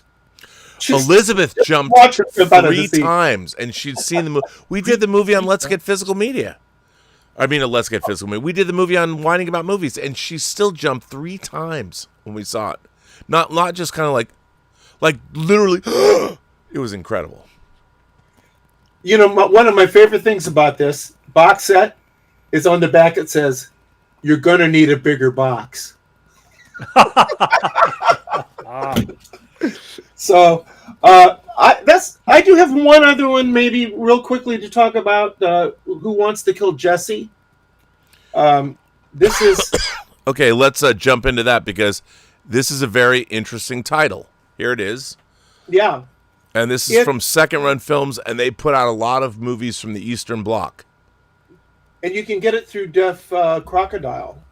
Yeah. Who kind of are, I guess, must be a partner label. I'm not an expert on, Czech films. Czech films, somewhat, but not Czech films. And basically, it's a black and white movie, but it predates a lot of the superhero movies that we see and talk about. And it basically has the basic premise is that there's a guy who's trying to come up with an invention, and he starts the girls at work show him the comic book they're reading, and it's this comic book about this character Jessie, and he reads it and sees, oh, they're working on the same thing I'm working on, trying to get the mechanical gloves to work. And then he starts dreaming about it. And the dreams show all these comic characters brought to life in certain kind of comic booky surrealistic settings. And where it heads is they get unleashed out of it. And one is this Barbarella looking girl. One of them is a Superman who's trying to kill her, and I don't know why. And then a cowboy. And the fact that they get out into the world has a lot of, shall we say, zany ramifications. I thought it was very funny. The humor, a weird combination of dry and slapstick. You got to get into the groove of this movie to enjoy it. But if you do, you will enjoy it. Well, that's. I mean, the company second run. Okay. I've got a few titles of theirs. There's some. They put out some interesting stuff in the past, so I will definitely go for this. Well, Max, this was an incredible array of films you've brought us this week. Well, it'll be more focused next time because a very good friend get the Blaxploitation Box Volume 2. Didn't you, Dieter? Yes. Yes. And we did Foxy Brown last night, and we're gonna. Yeah, I saw Foxy Brown and Friday Foster, the first two I watched. Yeah, but I'll have the rest of them watched. There's one I've never seen. That also has Pam Grier in it. Nice. Yeah. So and then Cotton Comes to Harlem, which is, I just would like come back Charleston Blue, also because that's the other. That'll be box set number 3. Yeah, I'm ready. Now that I will buy. That's a instant purchase. Well, there you go. Well, Max, Guys, it's great to be back with you. it's good to have you back here. You know, the world is a better place with you in it, and we have lots of work to do, including making the feature film of Dying in the Post-War World, set in 1940. Well, 7, right? The script is 47. I believe so. I just wrote it. I don't remember these. Yeah, well, details. we're gonna make a feature film, and you know, we still have to make true crime. Vacations. We got stuff to do. There's stuff to we'll talk do. next week on camera. Yeah. Yes. Dieter, thank you for the invite. And the only thing I'll say to you is you keep pretending that you're not the overall manager of the C Wing. Just a worker bee. That's what he says, but he's taking and cashing the checks every month. Okay. Hey man, I didn't even know there was a B&B motel until Dieter built it in his imagination. I had no idea. Correct, bro. Correct. Yes, if you build it, they will come. All those couples. Oh, hey, come on now. This is a family Next, show. you need to stay around. Okay. Yeah. Don't leave us, because I'm pretty sure you want to know how the Maltese Falcon, the sequel, will get reviewed. You know, you have to stay around. By the way, you can't leave please. yet. There's still some comments. We've got some super chats. So let's dive into some super chats. Major Chai Chai says, "Glad you recovered, Max. Give my love to Barb." And there were a lot of best wishes to you in the live chat last week. Comic Doctor says, "Hope you guys are doing okay." Walter Whitewalker says, "Meaning Rick Flag is Ed Baldwin, who is on Mars. I love that. That's both a For All Mankind and a Peacemaker reference." V sends in a chat and says, "Midnight Metal." I'm just going to read what it says. It says, "Midnight Metal, you friend he wanted over a month ago." I don't know what that means. I don't understand but I that. appreciate you supporting Me the neither, channel. Bo Edmonds says, "Hi, Robin Dieter, my physical media brothers. I pre-ordered Tron Legacy, and Krull Steelbooks. Hope Amazon does well in shipping." Me too, because they announced the Tron Steelbooks, and then they're coming out like next week, or 2 weeks. It's crazy. We'll see. Yeah. Paul Allen Bernardo says, "Yesterday was the 100th anniversary of the Phantom of the Opera with Lon Chaney. A real treat to watch the 2 Blu-ray set from Kino Lorber. It's been a while." Hitchhiker 42 says, "Hail all. Did you hear Magnetar are releasing their MK2 versions of their Universal players? I didn't. Also, Rob, have you managed to watch the Carry-On disc I sent?" I have not watched the Carry-On disc you sent. I will, though. I just haven't gotten to it, and I apologize. But I do appreciate that I have the Carry-On disc. That's the Carry-On horror version that Max actually liked. I love Carry On, but watch more than the horror one, because it's not quite. I know, but that's the only one I have. Oh. So, 200 Watt Studio first one's says free. 200 Watt Studio says Airport 75 is the best of the franchise. Karen Black. Okay, first of all, no, it's good, but Airport's probably the best of the franchise. But Airport 75, I like it, but we both love Airport 77, and Airport 79, its low is our high. So I'm just saying. I should.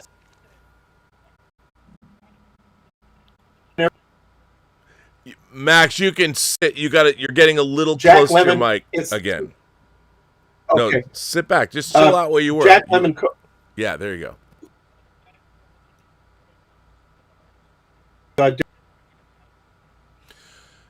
Hang on a second. It's just delightful to watch those two Stop. actors work together. Wait. Just your mic is now that you're sitting back. Now tell us. Say it again. Okay.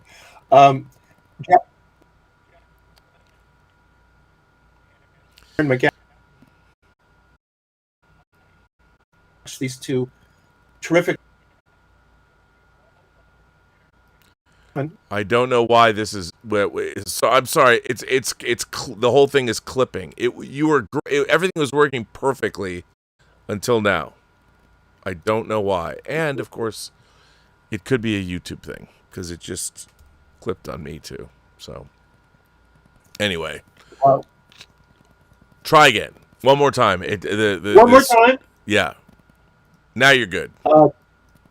The stars of of Airport 77 are, in my estimation anyway, Jack Lemmon and Darren McGavin, who really work well together.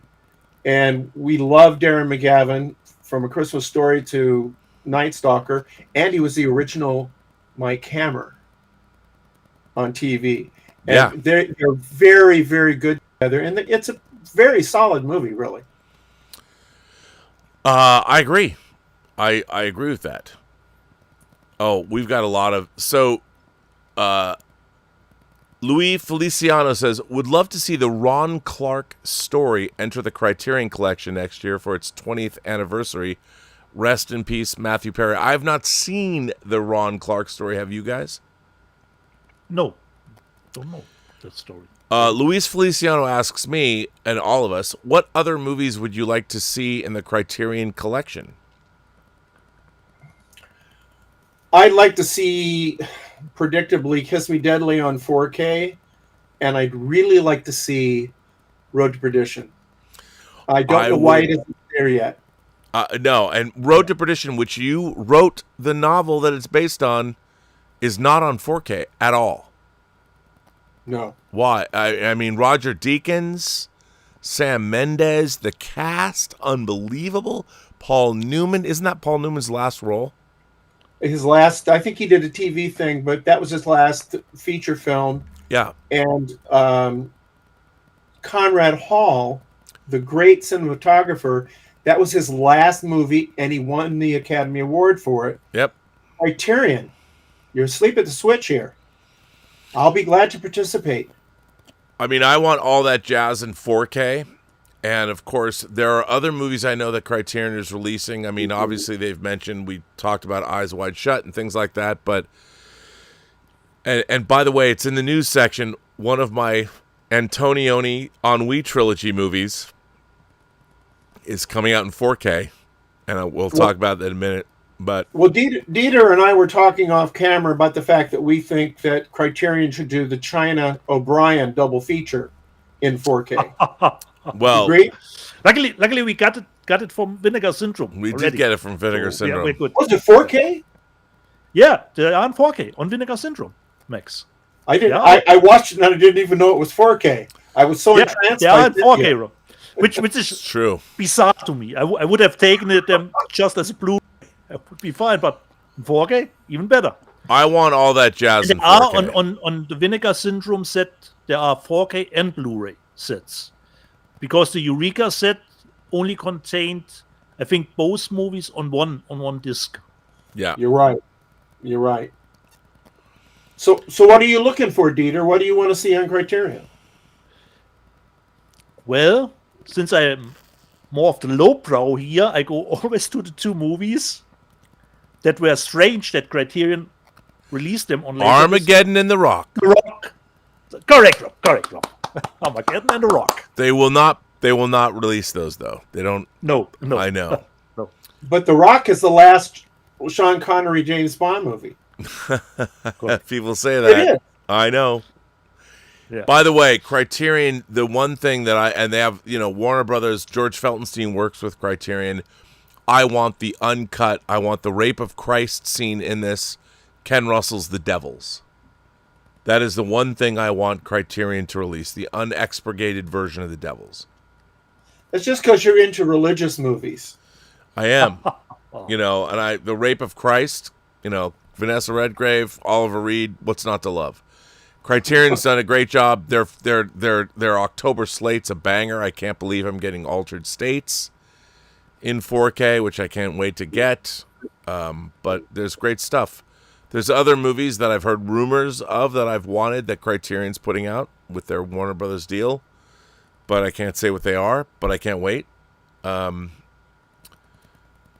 lots of stuff out there. I want the English enough titles to purchase. Please, Miramax, give the English Patient to Criterion. I love the English Patient. I want it so badly. please. The English Patient 2, does that answer all the questions? that the No, English Patient left don't unanswered? look, man. Come on. 200 Watt Studio says, not since Joe Don Baker's love scene in Mitchell have we had the pleasure to see George Kennedy's love scene in Airport 79.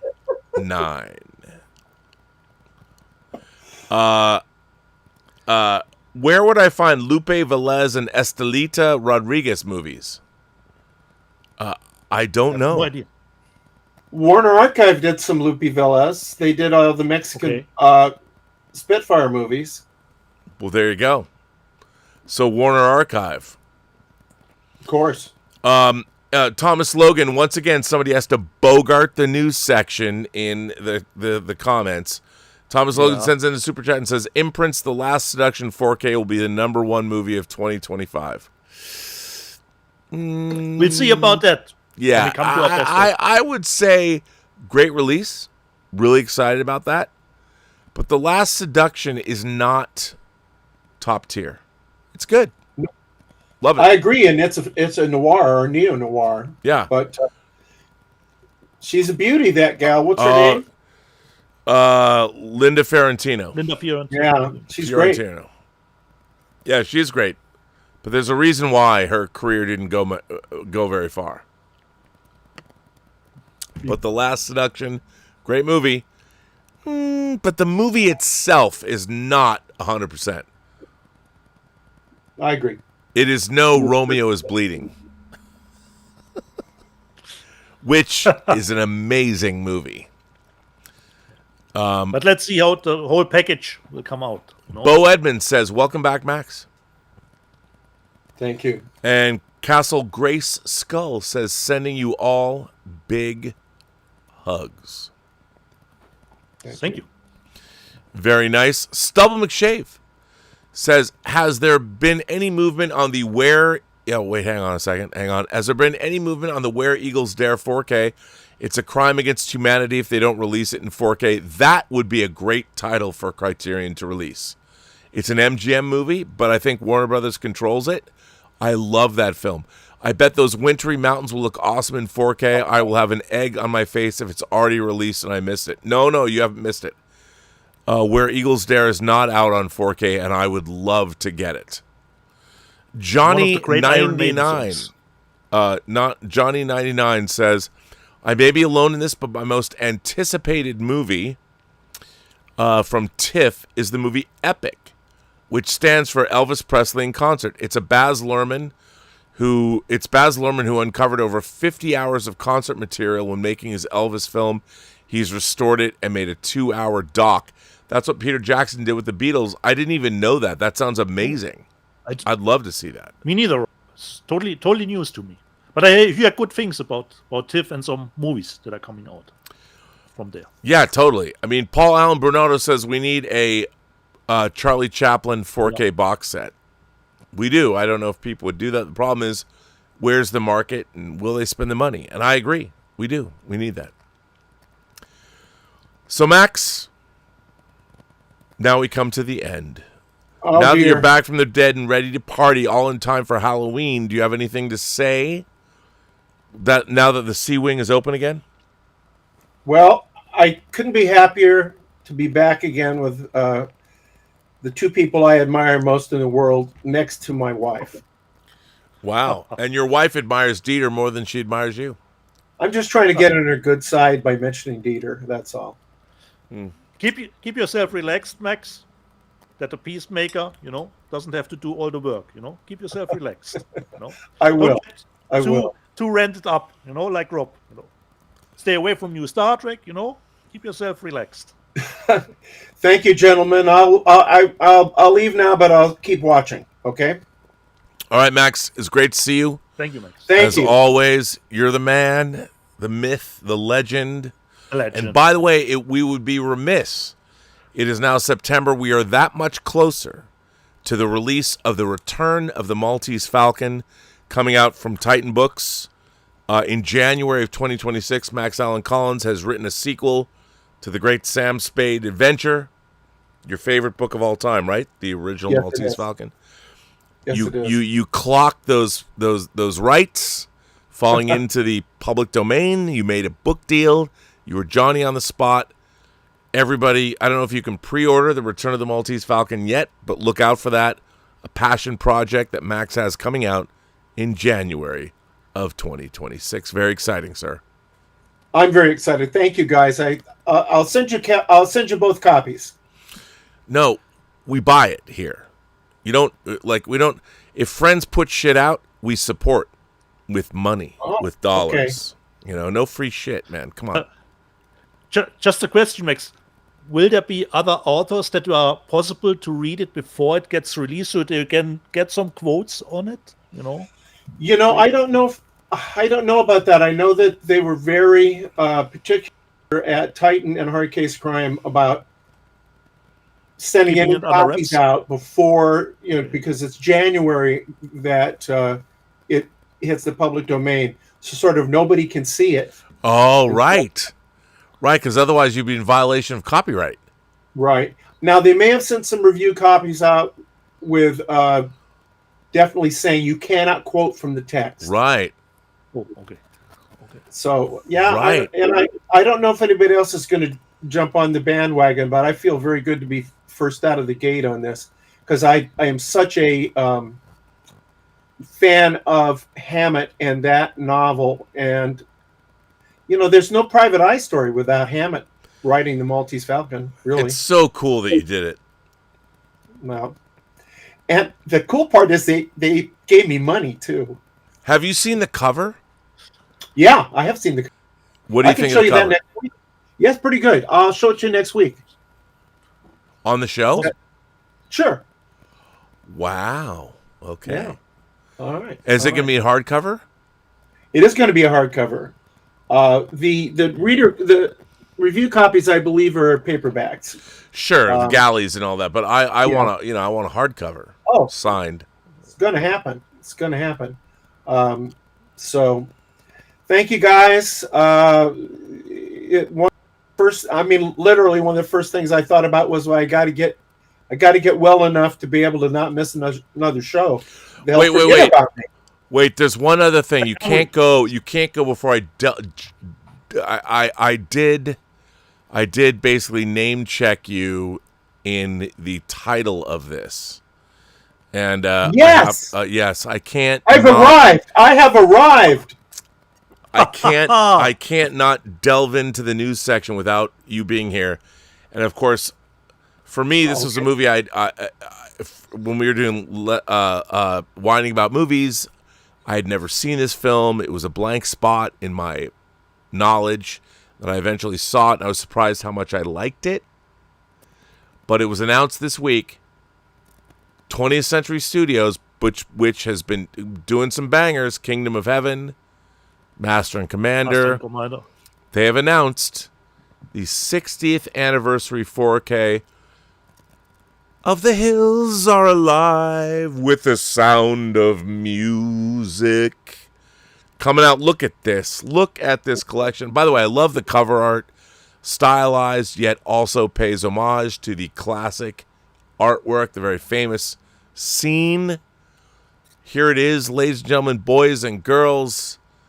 20th Century Studios, following, I think, after Rocky Horror Picture Show, they've got this coming out. Max, do you like this movie? Are you excited? You going to buy it? What do you think? It's by directed by the man who directed Star Trek: The Motion Picture. Yeah, West Side Story. I'm not a huge fan of that, but I'm a big musical comedy fan. I love. I would say a 4K I'd love to see would be Carousel. Okay, well, hang on, back up, son. We can't talk about Carousel. We have to talk about The Hills Are Alive with the Sound of Music. Come on, man. That's we got to stay on point now. Well, Rodgers and Hammerstein is what I'm trying to say. That I love all their stuff. Oklahoma, which was shot in, I think. There's some good stuff. I'd like to see all of it because they don't have that many movies. South Pacific and so on. They're all worthy of a really nice 4K box set, I think. Truly, including Sound of Music. Yeah. But things have changed. I mean, Hamilton took things in a different direction, and that kind of like you hear me talk a lot about How to Succeed in Business Without Really Trying, which is a movie I love. And it's very much they just kind of shot the stage play. So I love that kind of stuff. And I'm all on board on The Sound of Music. Oh, it's good to know. All right, Max, on that note. Okay. All right. I'll let you go, sir. Thank you for being here. Ladies and gentlemen, boys and girls, the great, legendary Max Allan Collins, who is more machine now than man. It's great to have him here. And thank you for being here and being who and what you are. He will be back. And now, see, look, he's gone. The question is, will he come back? Yeah, he'll come back. So, Dieter, we've already got into the news. Correct. Continue.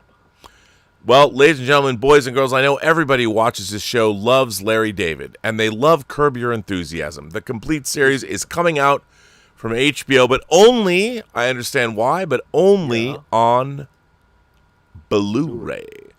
And I look, I get it. I get why it's only coming out on Blu-ray. I totally understand. I do, but there it is. And now we have another movie coming out.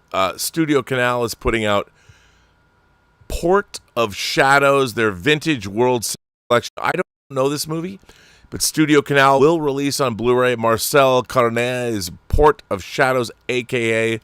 Le Quai des Brumes, from 1938, starring Jean Gabin and Michel Simon or Michael Solomon and Michelle Morgan. I don't even know anything about this movie, but hey, if Studio Canal's putting it out and it's French, it's worth watching. Pre-World War II, I'm in. Count me in. Look at that cover. Who doesn't want to watch that? Then we have, of course, The Painted Bird. The Painted Bird is coming out, and how that, jumped. Yes, The Painted Bird, IFC film 2019. The Painted Bird is coming out, and Jerry Kaczynski wrote the novel. It's a meticulous 35mm black and white evocation of the wild, primitive Eastern Europe at the bloody close of World War II. The film follows the journey of the boy entrusted by his persecuted parents to an elderly foster mother. The old woman soon dies, and the boy is on his own, wandering through the countryside from village to farmhouse. As he struggles for survival, the boy suffers through extraordinary brutality, meted out by the ignorant, superstitious peasants, and he witnesses the terrifying violence of the efficient, ruthless soldiers, both Russian and German. It's an anti-war film, but hey, there we go. Now, Dieter might have some interest in this, and by the way, so do I. On the heels of City on Fire. Dun, dun, dun. Finally. Yeah. A Better Tomorrow. The box set, Chow Yun-Fat. Now, Dieter, I got to ask you. Let me ask you a question. This cover looks a little AI generated. Yeah, wait, where do I have it, Rob? Like my covers, Rob, you know? Like Iron Angels, too. Yeah, I have to say that while I love this image, because Chow Yun-Fat, of course, famously it's a little bit of mixed. I love Chow Yun-Fat in the back, you know, with the dollar note. I love the actual thing, but this looks like I have to say, these covers, these new, I like the City on Fire photographs, but these look like AI-assisted covers, and I'm really not a fan. I like that there's a box set there, and I like that you're getting all three Better Tomorrow movies. Only the first two were directed by John Woo, right? But I don't know what this cover is. One, What's that? Only the first one, Rob? Was it only the first one? I thought you did the second one. Maybe only, okay. But now this is just at the moment. But then of course, A Better Tomorrow, which I love because I can finally get rid of some of my DVDs. And then of course we've got Hard Boiled. This too, though. I mean, but this one I like. I like this, but it still looks a little AI generated to me. Yeah. And the colors. I'm seeing it, Rob. I actually thought it wasn't a painted one. It looked to me like, you know, a picture from the movie. Now, this is the first time I've seen it the cover this big. Now I'm seeing that it is actually a painting. But perhaps better when you have it live in your hand. Sometimes I hope so, because I really don't like. I mean, I understand. I don't even think this does this movie justice. Green is not the color palette of this film. And while I mean, blue, but okay. I think both of these designs are fine, but the execution needs work. Work. And these are obviously from Scream and Shout Factory. But we all know the most important thing of those releases are the quality. The quality of the movie. It does. The quality of the movie matters, and that's matter. And then we go back to the key art.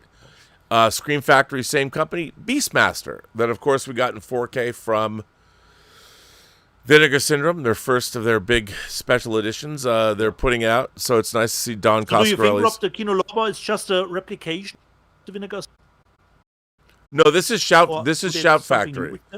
Yeah, this is Shout Factory. They probably licensed. They probably did license the. So yeah, the transfers. That's cool.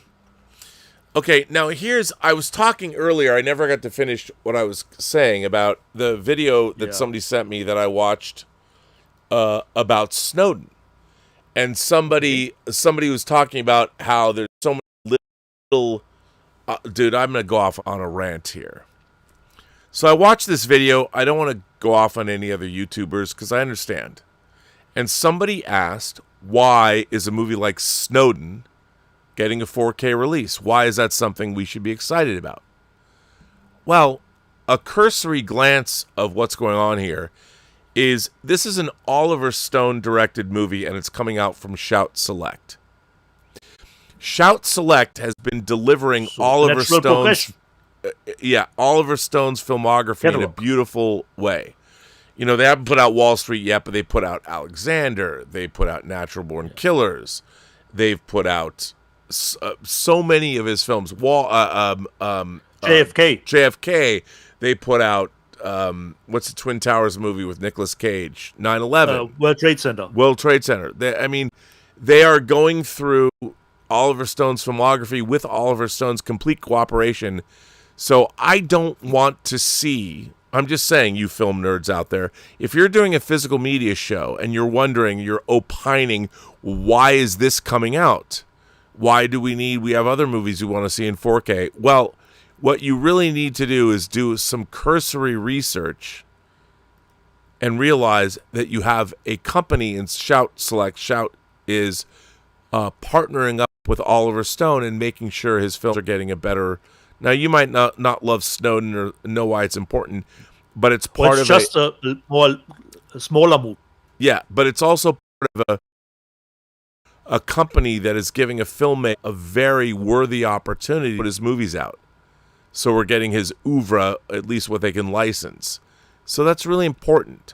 So before you go off and slag off on the fact, why is this movie being released in 4K? I would ask, go to Google. Go to Google and go, why is Shout Select releasing Snowden on 4K when they could release other things? And you'll get the answer. So before you go on YouTube and slag off on a company putting out films, why not do a little bit of research? I'm not calling you out by name. I won't do that because you have a small channel, and I really appreciate what you're doing.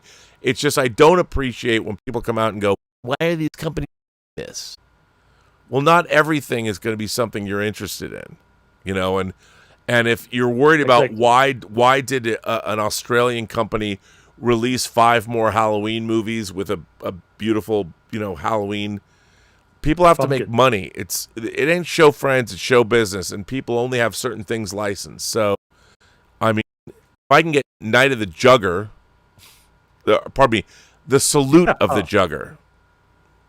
Not that I need it, but whatever. It's all. Then we have Spotlight, again, from Shout Select. A lot of people might say, well, why are they putting this out? Well, how about because it's an awesome movie, Academy Award. I mean, it's pretty great. I love this movie, and I'm glad they're putting it out. Then we have a steelbook of Renfield coming out from them, which is actually, I really like what they do, steelbooks. I understand they want to resell something they put out, steelbook. That's a cool steelbook. So is John Carpenter's Vampires. Yeah, it's a good movie, too. mean, look at that. So they're re-releasing these in steelbooks. People like to collect steelbooks. Now this is some really cool artwork. So good on them. Now Lorber, they sent me all the individual stuff. Kino Lorber is releasing Monk in a box set. I'm not going to complain when they send that to me, but man, I like Monk. With the movie, Rob, with the last movie. With the last movie. So that's pretty cool. I mean, I'm very excited that they're doing that. So good on them. So that's not bad. I mean, you got to like that. And then I don't know why. I mean, somehow the order that I put these in has gotten a little weird. But this Severin Films is putting out The Ghost. And The Ghost is a 1963 film starring Barbara Steele from Mask of the Demon. And very excited. And they don't know what the street date is, but that's coming out. So there you go. The Ghost. The Ghost. Then we have The Wild Robot. They're doing an individually numbered edition. I really like this movie. 3,000 units worldwide. A slipcase. Wild Robot. Great stuff. I mean, I really like that film. Then Film Movement is putting out something called, which I've never heard of, don't know it, but it's called The Third Wife. And this is from 2018. And I don't know much about it, but it comes out October 28th. In the 19th century Vietnam, 14-year-old May becomes the third wife to a wealthy landowner. She quickly learns that she can gain status and security if she gives birth to a male child, but her burgeoning attraction to Juan, the second wife, puts her fragile standing in jeopardy. As May observes the unfolding tragedy of forbidden love and its devastating consequences, she must make a choice, remain silent, or forge a path toward personal freedom. This is a historical epic, but it's also for your underage fans of lesbian action. So there you go. I don't know. I'm like, why wouldn't you buy this? It's coming out. So there you go. Then we have the Battle of Britain. We go from the third wife in Vietnam to the Battle of Britain. Imprint's putting this out, and it is a limited edition hardbox 4K of Guy Hamilton, James Bond director Guy Hamilton's Battle of Britain from '69, starring Harry Andrews, Michael Caine, Trevor Howard, Kurt Jurgens, and Ian McShane, believe it or not. Everyone loves the Battle of Britain, and who doesn't? Coming out from Imprint. Very exciting. Then we have The Newsroom, the complete series coming out from HBO. Aaron Sorkin, The Newsroom, coming out. It's got that clip in it. America is the greatest country in the world, where he says, no, it's not, and tells you why. So there it is in Blu-ray coming out. Nice to see these HBO shows coming out again in physical media. Already did The Painted Bird. Oh, and then, of course, Eureka. For all of you who know me, you know how much I love the Ennui trilogy by Michelangelo Antonioni in 4K.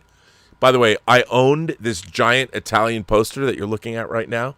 It is on the walls of the previous company, the third floor here in Hollywood. They bought my entire poster collection. I wish I could get this and La Ventura back. It'd be very hard for me to get these back. They're very, very difficult posters to obtain. But I love that they use this on the box. This is the first of Ennui trilogy. Antonioni's Ennui trilogy. There's La Notte, La Ventura, and The Eclipse. I can't wait to get this in 4K. Very exciting. Nice. Thank you, Masters of Cinema. Thank you, Eureka. Then we have the 60s Fantomas Returns. We go from the silent era. That movie's from my childhood, Rob. There you go. And these are from the 60s. Fantomas, Fantomas Unleashed, and Fantomas versus Scotland Yard. A great box set from the 60s. Got to get this. Then they're also releasing John Wayne's Rio Lobo. You go, Masters of Cinema. Fantastic. And also we have Shogun Samurai coming out from Eureka. Again, another great announcement. Now, here's what this movie is about. Shogun Samurai. During the Edo period, Shogun, I can't pronounce his name, Hitada Tokugawa is killed, poisoned by an unknown assailant. In the aftermath of his death, a vicious power struggle breaks out between his two sons, Tanaga and Imetsu, who is suspected of having arranged his father's murder. As the conflict between the two brothers intensifies and their father's former allies are forced to choose sides, Samurai Yagyu and his own sons Jubei and Mufuri become embroiled in the conflict until it reaches its end, featuring Sonny Chiba's first portrayal of the legendary samurai Jubei Mitsuyoshi Yagyu, a character he would later return to in Fukusaku's Samurai Reincarnation. Shogun Samurai stands with the fall of Akko Castle as one of the director's finest and most accomplished samurai epics. So there you go. And then we've got Watch the Skies is coming out on Blu-ray. Then we have Radiance. That, Rob. You know the curious thing about this movie, Rob? What is the curious thing about this movie? The movie is, I believe, a Swedish movie, but with AI. They did an English dub, and you can watch it in both versions on this Blu-ray. Wow, well, there you go. Hey, can I ask you a question? Can I ask you to start doing the live chat in the middle of the news? Can we skip the news? Because I need to run out because the dogs are scratching at the door and something is wacky. So let me turn it over to you. Start the live chat and I'll be right back. Okay. So hopefully, fingers crossed, the line will be not interrupted, the internet connection. So let's go. Previously on Let's Get Physical Media. Mr. Gonzalez didn't know Tron and Tron Legacy are on 4K. Not yet, but we're waiting on it. They're just right around the corner. Secular Monk, that yellow jacket with that yellow chair would look great. Yeah, it certainly would. You know, We are talking about the yellow jacket, of course, from K-pop, Demon Hunters. Uncle Jimmy says, damn, 40 years? That's incredible. Thank you. And Major Charger, 40 years. Dieter, you don't look old enough to have worked for 40 years. Are you sure, Major Charger? Are you sure about that? John Nelson, congratulations, Dieter, on your 40-year milestone. And then Ranger Donny says, congrats, Dieter. And like I showed you, I treated myself to stuff that probably shouldn't have purchased, considering the price tag that came with that box set. And Mega Cropper says the same. Congratulations on the 40 years. Castle Grayskull asks, can I do an unboxing on Midnight Metal? Send an email to Rob. I can't answer that for you, Castle Grayskull, if you can unbox something. Antonio Mendoza says, I picked up yesterday at St. Vincent de Paul thrift store 3 movies, 2-disc collector's edition, The Chronicles of Narnia, The Lion, the Witch, and the Wardrobe, Jet Li Hero, and House of Flying Dragons, you said, but I think you mean House of Flying Daggers. That is a movie that I want in 4K, House of Flying Daggers. Uncle Jimmy. So Jaws, Friday night in IMAX. Did anyone else like a black bar across the top of their screen? Well, Uncle Jimmy, Jaws is not actually produced for the IMAX screens. So it's normal that you would have a black bar, considering an IMAX screen with Jaws. As far as I understand, they didn't anything to do something with Jaws to fill up the IMAX screen for it. Considering the Red Sonja movie, Mr. Gonzalez says, did Uwe Boll directed this version of Red Sonja? No, it's what's MJ Barrett. And then Mr. Gonzalez goes on, loved Caught Stealing. I also watched Honey Don't. What do you say, Mr. Gonzalez, about Honey Don't? Is it good? Can I watch it? Should I purchase it? And he says, I love Ghost Killer, the movie I talked a little bit about last week. Where do I have the poster for it? Let me just see. Which are from the same team that does the Baby Assassin movies. And she's of course in the Baby Assassin movies too. Paul and Brunotto. Guessing the budget for the remake of Red Sonja is at least 30 to 40 million. Paul, I would even think below 20, but I couldn't find any information about the budget on Red Sonja. Played out. Even if Red Sonja isn't great, Matilda, he says Matilda, where do I have it? Matilda always has revenge. Correct? Played out. Matilda always has revenge. Mas Hussein reminds us, Kill List, the movie from Severin, has an ending that I still can't quite believe. Great four-core movie. I still need to get around to watch that movie a second time. Paul and Brunotto, I saw The Legend of OG at a Monday mystery movie a few months ago. It was pretty good. Nice to know. Looking forward to seeing it. Tron from New York, the assessment I showed last week was great. Couldn't agree more. Mas Hussein, missed Let's Get Physical Media for a while. Happy to see you guys here. It's a great place to hang. Justin Toner, considering the Concorde Airport movie. I've seen that one. It is as bad as Rob says, but fun. Okay. And that's what it's all about. Dark Hierophant, if it was possible, George Kennedy should be in every movie except porn. That's true. And he even goes porn, on. even porn. Even porn, okay. And Dark Hierophant goes on. The first time I saw a LaserDisc film was Star Trek. Nice. Adventure Square, I hope Shout gave the new Hong Kong releases better quality than with their other releases. You're not satisfied, Adventure Square, considering the Shout releases, considering the picture quality? Let me know what titles you refer to. You are not up to your standards. Scotty R37 says, guys, I'm gonna be hitting up the Criterion closet at TIFF this week. So you hopefully have nice picks that you do in the Criterion closet. Because he says, if you are around TIFF, the mobile closet is there, but that was already in the past. September 4th to 7th, so today, actually.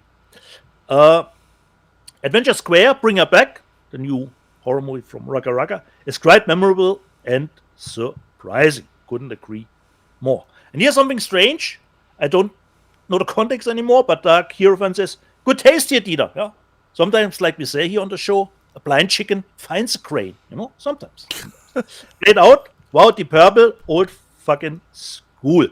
And Almetal says, since Child in Time, the song from Deep Purple, was prominent in the Stranger Things Season 5 trailer, Deep Purple will be back in the charts again. Adventure Square, Rob showed it last week, I think in the news section, that the new Lake Mungo set will come out in 4K. It's one of the favorite movies from Chris Duckman as a found footage movie. Adventure Square, I rewatched Lake Mungo last week from Second Sight. It creeped me out for days. Aren't those the best ones? Then I have to go a little bit further. Mas Hussein, was Tron Legacy one of the first films to use the aging tech? Jeff Bridges Flynn has a young avatar as an adversary. Looked okay for the time it was made in. And the good thing I heard about it, I'm not against it at all. I read it on Bill Hunt's website. They redid the de-aging a little bit. Yes, thank God, because it was the state of the art at the time, but it wasn't convincing, and they've changed that. They've made it better. Yeah. So for me, Rob, like you said with the cables on War of the Worlds, I'm totally fine with it. That they bring up the de-aging a little bit to a modern standard, and it was great that I read it on the digital bits. Mieli, what is everyone's top 3 favorite horror movies after 1999? And Cult Cinema answers that easily. Martyrs, Inside, and Frontiers. French horror evolution. B-Dep says, Dietz needs to see the reviews. The Trash Panda suddenly needs to justify a purchase. I'm not really completely blind buying stuff. Of course, just with Cleaner, I know the reviews were not that great, but I love actually Martin Campbell. He always gives me a nice, entertaining movie. Cleaner was perhaps not that kind, but I tried it. But I always look up, of course, How are the reviews? What is the movie? Or if it's general interesting enough considering the story or what the movie will probably give me. Black Adder, Not I. Rob showed this movie, and I have it. I couldn't pre-order it yet, but it is on my watch list. I saw Patchwork at Glasgow Fright Fest. It's better than Frankenhooker. Okay, still know. And Miele says, never heard of Frontiers. Gets you the buzzer for once. And Carl helps out. Frontiers is directed by Xavier Gens, who recently made Under Paris, the Netflix movie. Frontiers is a much better movie, though. You're right about that, Carl Cinema. But Under Paris was a blast, and I'm glad they're doing a sequel of that. And Rob last week in the news section showed that Halloween movie that is coming out, and I couldn't put my finger around the clown's makeup. But Bill Barclay says, is that Sting, the wrestler, on the cover? And you're totally right. It looks a little bit like the makeup that Sting used as a wrestler. Joshua Gonzalez, hot take. Werner Herzog's Nosferatu is the superior version of the three. I don't know if that's actually a hot take. Joshua Gonzalez goes on. I love small soldiers, like myself. Considering people want us to do a dress-up, Rob, on Halloween, Miele, Dieter needs to dress up as a panda poacher. And Major Chai wants, Rob can dress like Rumi from K-pop Demon Hunters. So that means we need that yellow leather jacket. You know how much that jacket would cost to get made? Yeah, a lot of dough, Rob, a lot of dough. But it would be a unique thing. And of course, people chimed in a little bit about Alien Earth. Altmetall, that childlike talking in Alien Earth is unbearable. And Adventure Square, yeah, I miss adults in shows doing adult things in an adult world. And Walter White Walker, the first episode or two of Alien Earth was a little meh, but the last few episodes have been really good. And David Animal Guy says, I made a start on the sci-fi comedy murder mystery series on Amazon Upload. Really enjoyed what I saw. Great world building. I love that show too. The last season is out. Only 4 episodes, but at least they give us a conclusion. But I'm missing the last episode. So that's why I not brought it up, but I totally loved Upload too. Adventure Square.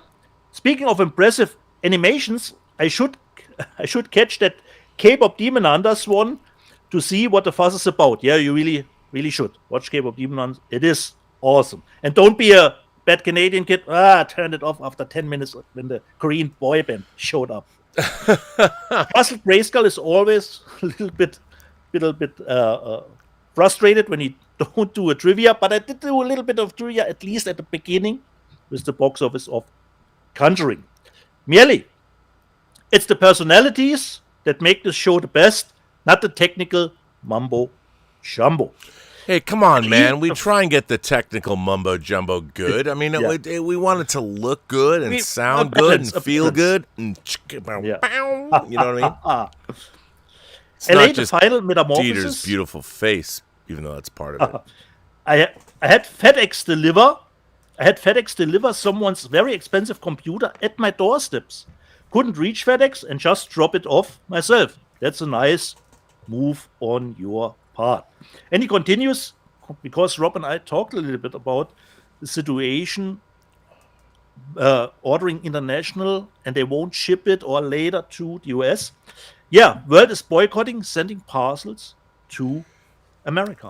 By the way, I read an article today that said mail is down 80% to the United States. 80%. Holy moly. You know, look, put politics aside. Whatever your politics are, you should support the President of the United States or whatever. I am waiting. Job numbers are in the toilet. It's the hardest ever to get. I want someone to explain to me. Please tell me in simple terms. Are we winning? Where what's going on in America right now? Like for where we're at now, ordering things, I'm getting letters from different companies I've ordered things from. They're talking about tariffs and money and this, that, and the other thing. How is anyone other than Americans being hurt by what our current administration is doing? and I don't mean to be, I don't want to get overtly political. I need you to explain to me what we now have a paved rose garden at the White House that Jackie Kennedy renovated. I'm sorry, but I don't think the best values of America are being upheld right now. You know, when you have our president, who's never seen Apocalypse Now, quoting on his Truth Social posts, he posts himself as he literally posts himself as Robert Duvall's Colonel Kilgore. You know, you either surf or you fight. Donald Trump has not done either. He's never surfed and he's never fought. And yet on his own Truth Social, he portrays himself as Colonel Kilgore. I'm sorry. When our president is that fraudulent, he's so far away from that character, he's not done anything that character has ever done. And he uses that post to talk about going to war with Chicago. I'm sorry. I would ask all of you people, explain to me why I should support such ridiculousness. From a movie perspective, the guy is as far away from Colonel Kilgore as he could possibly be. He doesn't even know who that character is. He doesn't know anything about that movie, and yet he's portraying himself like that. The man is the very definition of fraudulent creator. And I don't mean this politically. I'm like, the guy doesn't know what the fuck he's talking about. Don't post yourself. Look, if I post myself as Captain James T. Kirk, you all know why I did it. I can back it up. I can tell you everything you want to know about Captain James T. Kirk. Donald Trump does not even, when he posts himself wearing a Confederate hat, and he doesn't even know how to surf, he doesn't know how to fight. He's never done either of those things, but that's how, by the way, he chose to portray himself in the media. I just look at that guy and go, you're a fraud. You're a liar. You don't know anything about what you've done. Now, if you're a Trump supporter, I would ask you, please explain to me, when you are bogarting something you know nothing about, and you're allowing people, he's not posting on Truth Social, someone else is. When you're allowing yourself to be portrayed that way, what you are telling the American people is you're a fucking idiot. Now, this isn't a political thing. It's me calling you out, President Trump. You don't know what you posted. You don't know what it means. You don't know the character. You've never seen the movie. You have no idea what it is you're talking about. And yet you portray yourself that way. Do you know what that makes America look like in the rest of the world's eyes? We are buffoons. No one takes us seriously. And I'm like, from a movie perspective, if you don't know Apocalypse Now chapter and verse, if you don't know who Colonel Kilgore is, if you've never seen Apocalypse Now, you don't know why he's dressed that way, and when you quote his famous line, it comes off as insincere and that you're lying, which, by the way, you are. It's not good for any American. You know, if and look, I wanted to give you the benefit of the doubt, but in the last 9 months, all I know is I have to pay more for physical media. Never had to do that under any other president other than you. And you've never watched a fucking disc in your goddamn life. So you don't know what you've done. Produce, meat, whatever. It's all very expensive, but you don't care. You paved over a rose garden at the White House.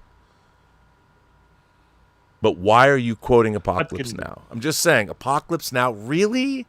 Really? I mean, if you know, Reagan was associated with a monkey from his old movies, Bedtime for Bonzo or whatever.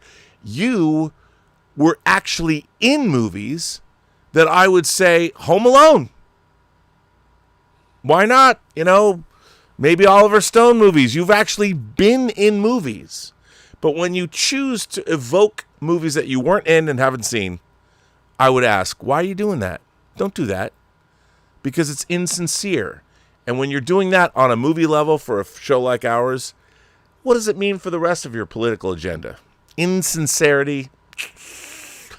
Please, and if I'm being wrong, tell me your favorite scene in Apocalypse Now. Because I'll know if you're being real or not. Just saying. We're looking we're waiting for it in the comments later.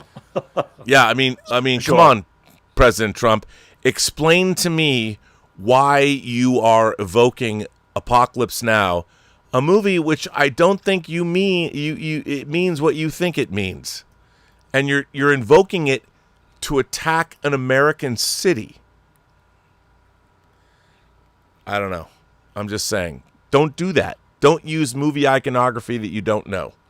You come off as being insincere. I'm just saying.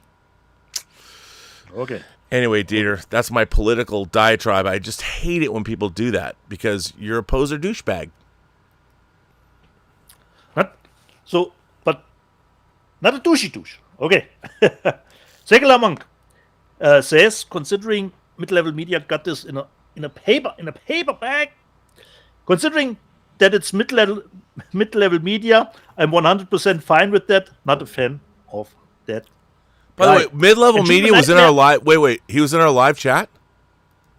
No, he was not in our live chat. Oh, but I watched this video about where I told you, Rob. Yeah, because I watch his channel. I really like him. I like him. And he got this just in a paper bag, Rob, considering it's an Amazon exclusive title. And German Nightmare 1976 says, don't forget, you're gonna need a bigger boat or perhaps probably more space. So Rob, build me a wing on your lawn, you know. I do have So some that shells I have to build. I mean, I've been changing things around here, so I think because next we are week planning to combine, you know, our collections, my trash, your art. We have all things together under one roof. That was the live chat, Rob. Well, that's good. That's good live chat. I can get back to the news. Yeah. By the way, can I just say that I never wanted to have 4 dogs. I didn't even own a dog in my entire life till I met Elizabeth, and now I have 4 dogs. I spend most of my life, when it comes to money, if I don't get free discs from people, my entire life really is spent on how do I get the money to feed 4 dogs tomorrow. That's literally. But they always look so sad, Rob, like they're the saddest dogs in the world, you know. What? You don't give me any treats, you know. That's all they get from me. I spend all my money on I've gone days without eating. No. But what I'm saying, Rob, is that's what dogs perfected. That look. Yes. Saddest, but, my dogs, man. They're the saddest I get animal them on the planet. groomed. I take them places. Yeah. I love my dogs, but my God. Yeah. Radiance. It affected more that importantly, look, you know. Radiance, Dieter. Radiance announced their new titles. December releases. We love Radiance with their OBs. Their first is, and this comes from, this is La Notte Blanche. And, of course, Visconti directed this. Luchino Visconti, one of the great filmmakers of all time. One fateful night on the streets of Livorno, world-weary Marco bumps into Natalia, played by Maria Schell. A visibly distressed young woman, as Marco attempts to comfort her, Natalia recounts the story of a lost love who she hears is back in town.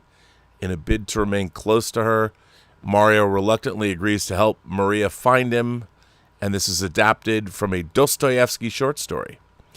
And it captures the agony and ecstasy of infatuation, and it won the Silver Lion at the 1957 Venice Film Festival. So you go. I mean, I'm telling you, Radiance, all these movies I've never heard of, they're all great. Splendid outing.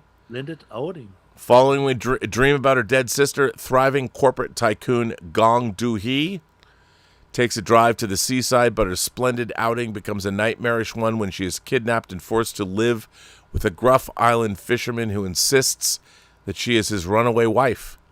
Featuring a timely message about political oppression that evaded the stringent censors of the day, this daring modernist work from prolific Korean cineast Kim Soo-young stands as one of the boldest works of Korean cinema's darkest era, the 1970s. Dun, dun, dun. Sounds good to me. Une femme douce, right? I wasn't going to say. Don't say douche. Okay, it looks like douche to me, but I'll just say. From a balcony of her Parisian apartment, a young woman jumps to her death Her body is moved to the bed that she shared with her husband, a pawnbroker she met at the time of need. Through a series of flashbacks, Luke reflects on their marriage and the events that may have led up to her suicide. With his first color film, director Robert Bresson from Pickpocket continues his career-long fascination with, once again, the works of Dostoevsky in this striking chamber drama about a crumbling marriage. So, hey, Dostoevsky, who would have thought Dostoevsky would have been part of December's Radiance theme? But there it is. And then we have O.C. and Stiggs. Who would have thought?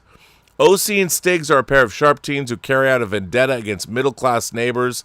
Mr. Schwab, as his insurance company, has canceled O.C.'s grandmother's retirement policy.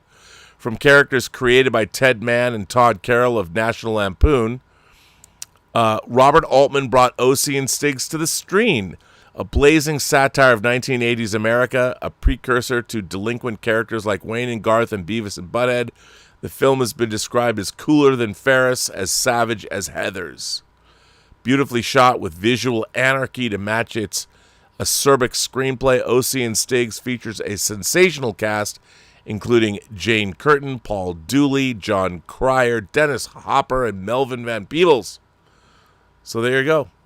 Nice to see that for the very first time on Blu-ray. Then we have G.I. Jane, Ridley Scott's G.I. Jane in 4K. I like this movie. More Ridley Scott in 4K. What's not to love from Imprint? Which means with our tariffs, and maybe they're legal, maybe they're not, we have to spend a lot of money to get them. Then we have Sea Fog. This is a Korean film. I'm not sure if I've seen that movie or not. This is from Film Movement. This is a movie from 2014, written and produced by Bong Joon-ho. From Parasite, Snowpiercer, the host. Sea Fog is a maritime thriller that captures the essence of why he's considered one of the most talented filmmakers working today. Upon learning that his decaying fishing trawler, the Junjin, is about to be sold, Captain Kang looks to make one final score by smuggling illegal immigrants from China to South Korea.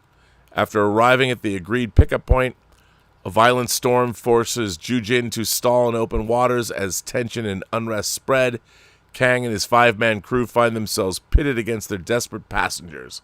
All the while, an ominous fog envelops the ship and everyone on board. Well, there you go. Could be great. Who knows? Then we have... Now, if this isn't a Dieter Bastian title, I don't know what is. I mean... I think, Rob, the first one is on YouTube.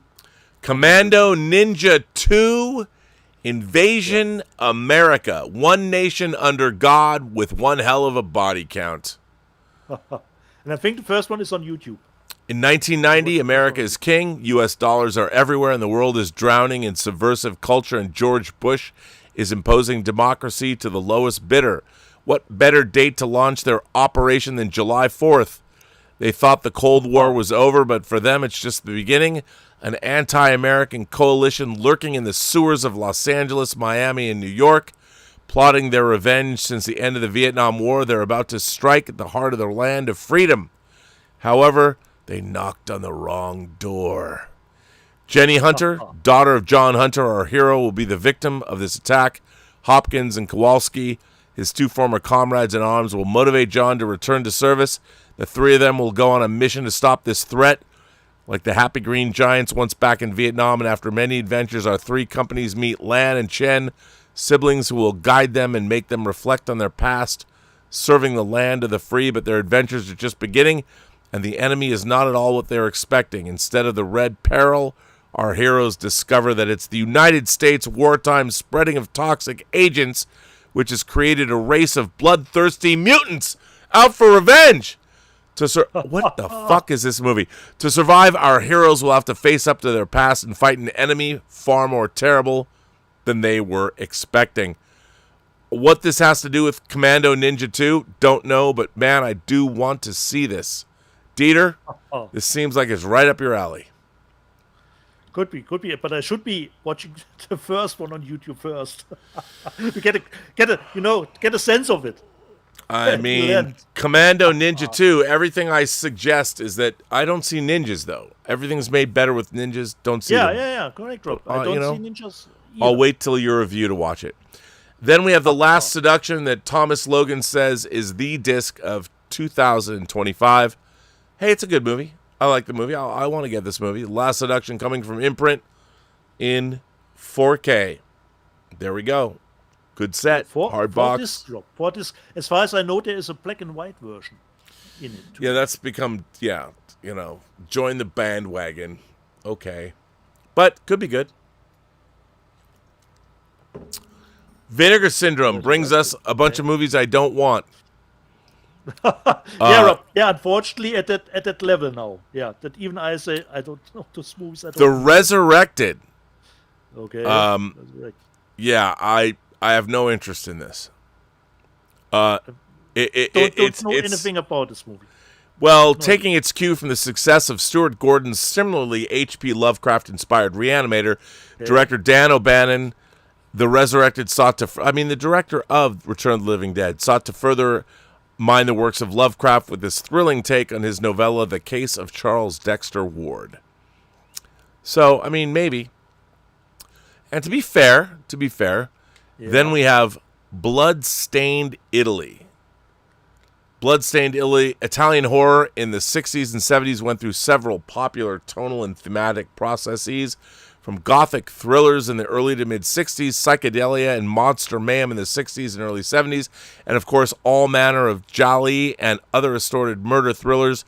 But what are those films that offer a form of narrative bait and switch, luring the viewer in with the pretense of one genre while slowly revealing themselves to be something else entirely?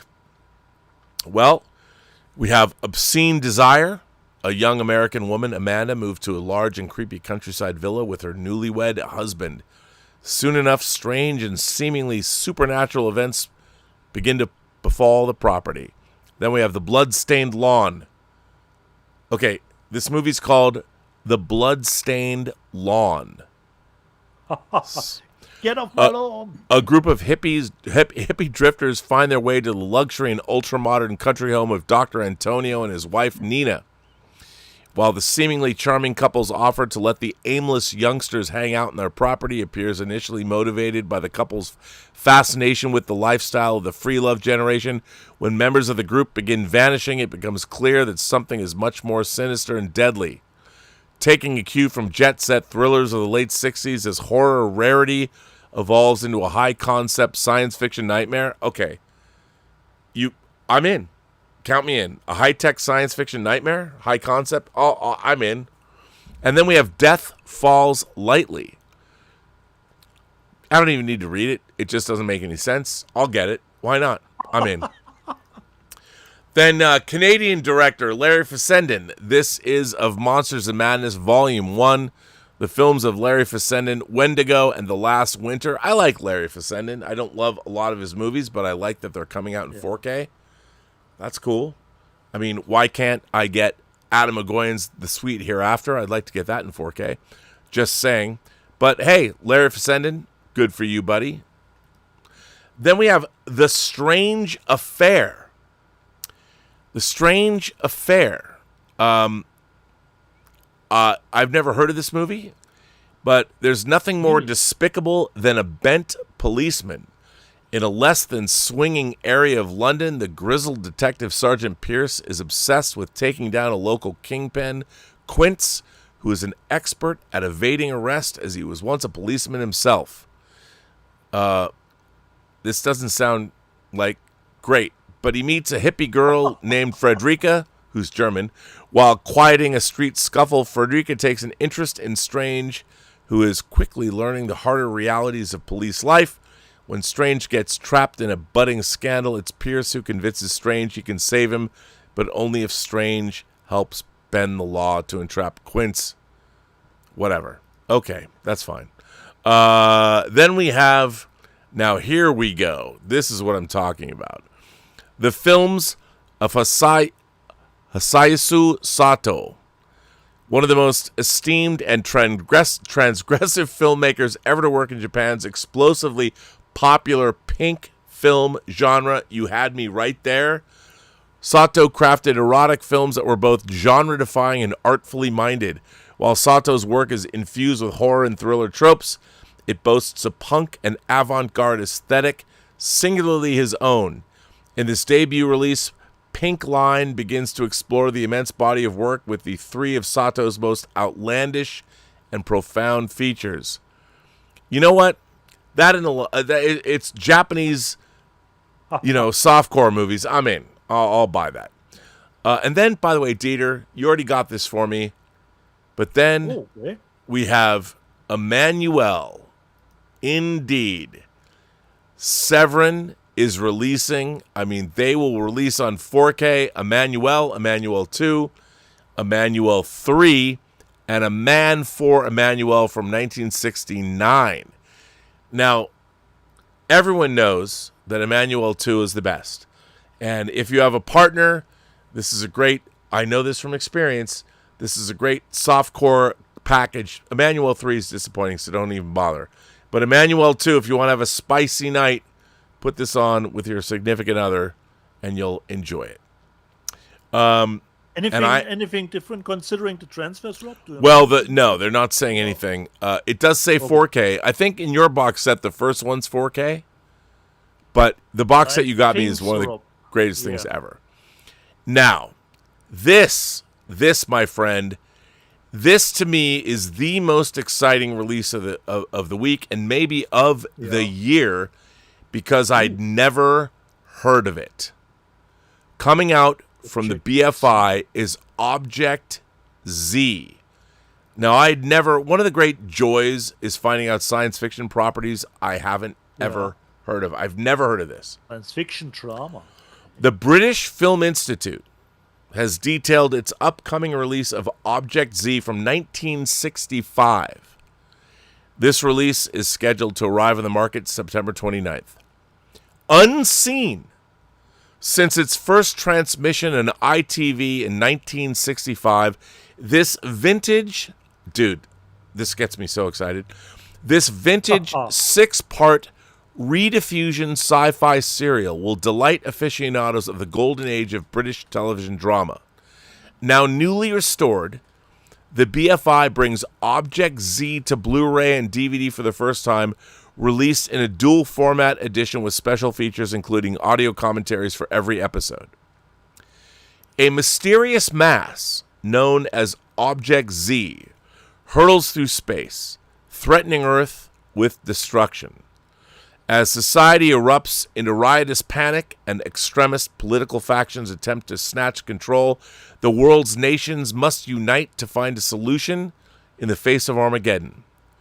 Television producer Peter Berry and assistant Diana Winters become embroiled in the race to find answers, but time is running out. Hard-hitting and contemporary red diffusions, progressive programming for tea time, as you would say. It says it right here, like coffee and cake. For tea time viewers, challenge the traditional dominance of BBC television in the 60s. This cataclysmic world under threat sci-fi of Object Z will appeal to anyone who thrilled to Nigel Neal's The Quatermass Experiment. This release is part of the September BFI South Bank TV season Associated Rediffusion, the UK's first groundbreaking TV franchise, which celebrates 70 years since the birth of modern commercial television in the UK, launched on the 22nd of September 1955. Associated Red Diffusion, ITV's original weekday London television franchise, quickly distinguished itself from the BBC with a heady mixture of highbrow programming and populist fodder. And so this has all kinds of stuff. I've never seen this. I've never heard of it. Yeah. Object Z is coming to Earth, kind of like 3i, the big thing coming to Earth right now that the Webb telescope's charting. I'm excited. Don't know what it is, but I want to see it. Nations must unite, Rob. Can you imagine that? Yes, it'd be great.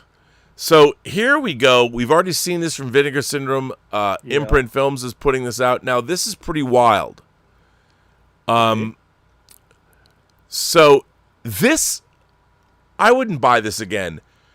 But this box set has the feature documentary The Kid Stays in the Picture, which is all about Bob Evans.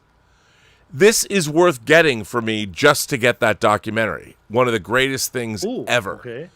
And so I might have to buy this. You know, if I buy, the more you buy from Australia, the less you have to pay. But it's not. But help me, Rob. This is not a making of the movie. What is that documentary exactly? Oh, it's all about Bob Evans, who produced this. He produced Chinatown, The Godfather. Okay. And The Kid Stays in the Picture is one of the great audiobooks of all time. I just want The Kid Stays in the Picture. That's all I want in 4K. I've got the DVD. Love to have this. Only for that documentary. Then we've got for you, buddy, The Black Panther of Shaolin, an American genre film archive. Come on. Considering the cover artwork, Rob, Arrow does fine. What, you don't like this? You don't like AGFA, Low Rent? A skull-smashing double feature from the AGFA Grindhouse? Just speaking of the cover artwork, Rob. Dude, this is going to be terrible. Once lost and never legitimately released on home video, The Black Panther of Shaolin, a.k.a. Bamboo Trap, from 1975, is a Filipino knockout that finds martial arts legends Ron Van Cleef and Leo Fong locked in mortal combat with a gang of kidnappers. From there, The Black Six, directed by Matt Cimber, who directed Glow, The Glorious Ladies of Wrestling. There you go. And one of the first all-black biker movies, well, that alone makes it worth buying, tells the story of a motorcycle club led by NFL star Gene Washington, Mean Joe Green, and more that seeks revenge against white supremacists. Come on. What's not to love? There you go. You know you want that. I'm sure it's not. Who put this out, Rob? AGFA, which is the American Genre Film Archive. Oh, okay. So you can see their logo on the bottom. There you go.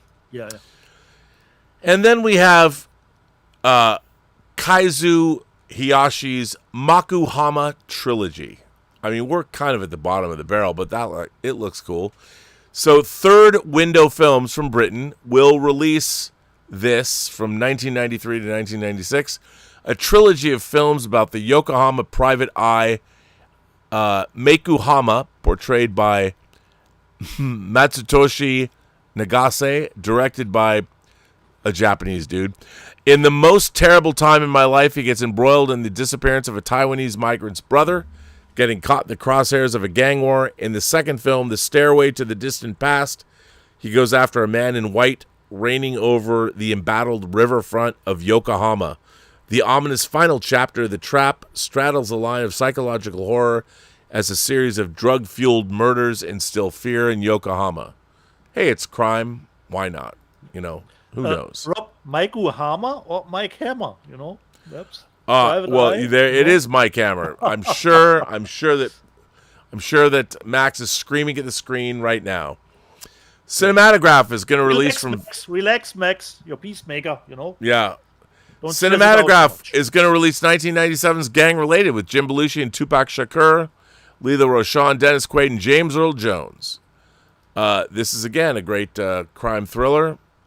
And Jim Kauf, who directed The Stakeout and The Hidden. Actually, he wrote The Hidden and Stakeout.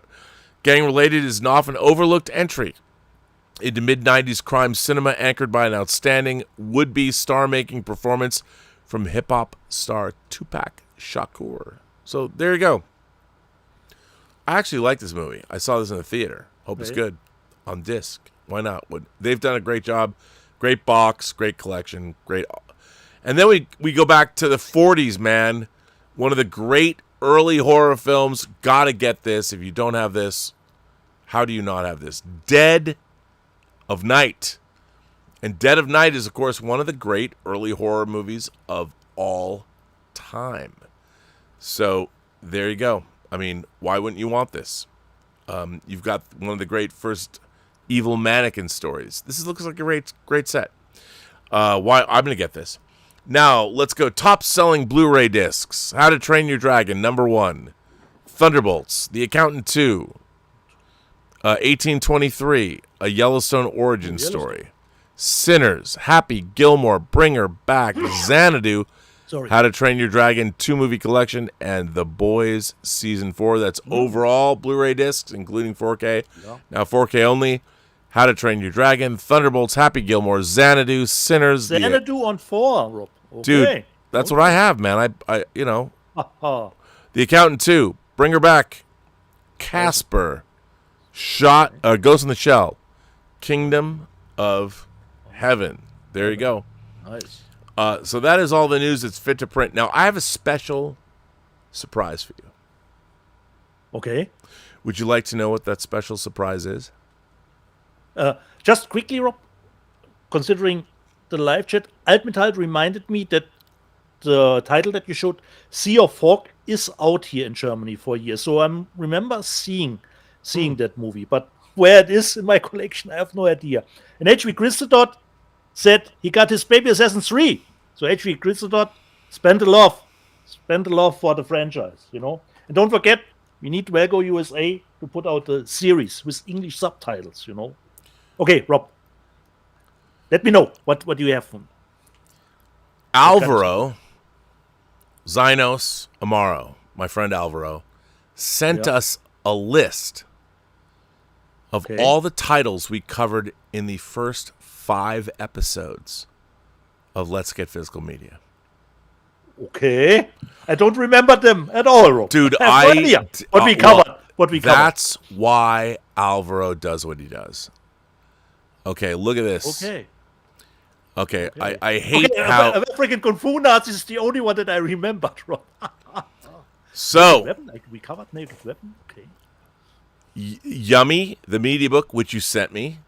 The Wave media book, which you sent me. The Death of Me, I don't even know what that is. Naked Weapon. African Kung Fu Nazis. Yeah. Go Green, the 2 Hulk movies steelbook. Oh, yeah, the 2 steelbooks from Italy that I got, yeah. V for Vendetta. The box set I had. Rambo, the 5 film set. Which I still have. First Blood, wait, Rambo. This is for 5 years ago when that Rambo set came out, Rob? Yeah, dude. Can you fucking believe it? Unbelievable. Then remember the Resident Evil Digipack Pentology? Yeah, the Japanese pack that I showed, yeah. Look at that. It was before, you know, the 4K set came out. Way before. And then Eden Lake that you sent me, the special VHS edition. Yeah. Game of Thrones, the wooden chest edition, which I still have right over there. When you said you would put the 4Ks into that. Which I haven't done yet. Switch it. But I one day have to do that. The Lady Killers, Hansel and Gretel, the media book, you sent me that. Yeah. The Wretched, the Pierce Brothers, The Wretched. Yeah. Which I have your signed copy. Nice. Or did they send it to you? Witch Next Door. The AC/DC Power Up, the CD. That was not me. Yeah. The Bride, Killjoys, The Bride with White Hair, Last Girl Standing, The Last Starfighter, When Worlds Collide, The Strangers, the Bond 50 box set, Dread, The Breaking, when we were showing our favorite special editions. Yeah, correct. Now I remember. The memory is coming back, Rob. You know. Ravers. Oh, this was probably blind buy from Ravers.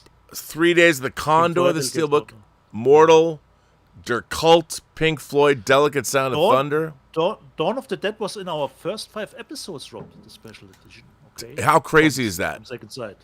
Crazy. That American Werewolf in London box set. Yeah. Haunt. Isn't that something I bought for you that you don't have yet? I think so, Rob. Lust, Caution, Rainy Day in New York, Parasite, Hammer Films 20 film box set. I have that. It's a Wonderful Life steelbook. Weathering with You, Resident Evil 6 film. By the way, this is episode 3. The Raid that you have. The Plaza edition that you showed. Yeah, that's great. I mean, Die Hard. The Red Circle, Breathless, the album size version you got me.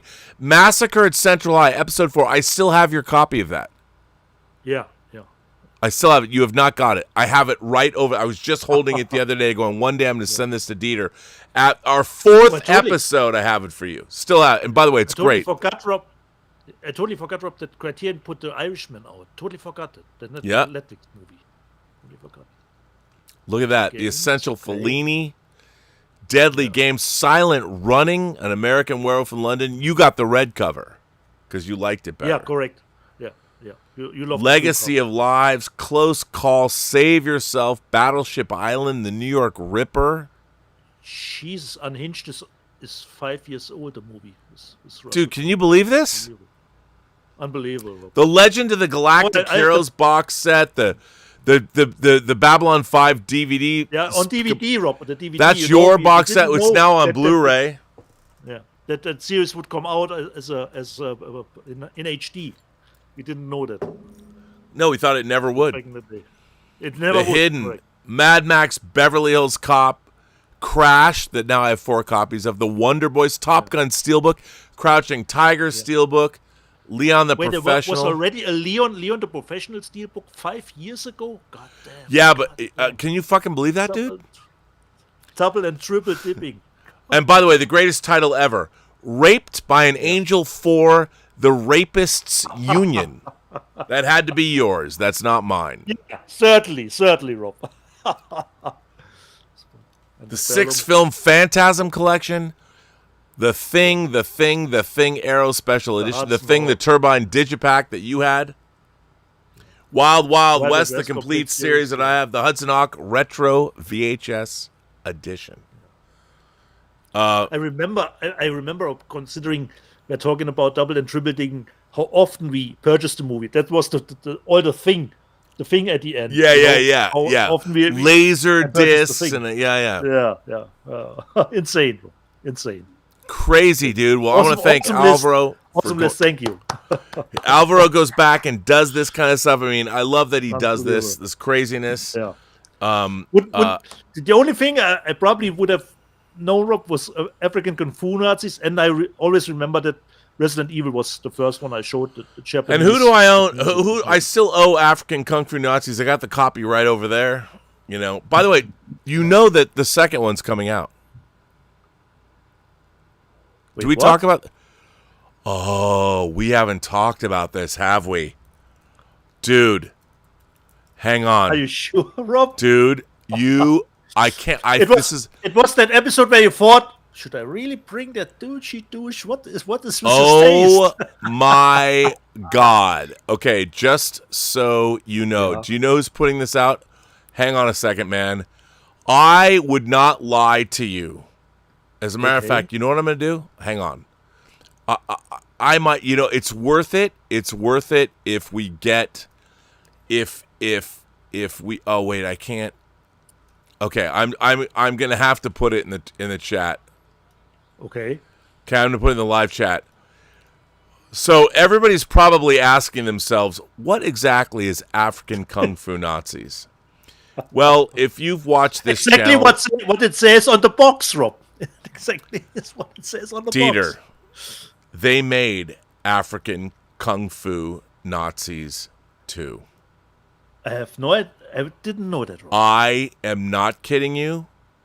So because I've not stumbled across it yet, in what is coming out or something like that. No, I'm just telling you. I can't believe. You know what? I just realized when I found this out. You are telling me now, Rob, that this is a franchise now. Everybody, I'm putting it in the live chat right now. Yeah. The trailer. Is there a trailer? For is there African, a trailer out already? Dude, not only is there a trailer. Oh, I can't believe I've been remiss, my friend. I found this out and I've did not stumbled across that. Why don't we all take a moment? It's in the live chat.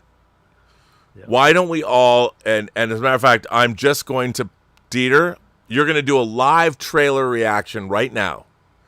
I'm going to put you, go in the live chat, and I want you to watch the trailer for African, because the one movie that belongs to this show, that's ours. We even had the filmmakers. That shows the cause that we are applauding or setting. The filmmakers, remember, they contacted us and they talked about us promoting this movie. Yeah.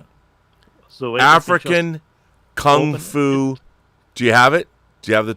Yeah, I have it, Rob. I hope you don't get. No, I can't show it. I can't even show it. Considering the sound, if it will.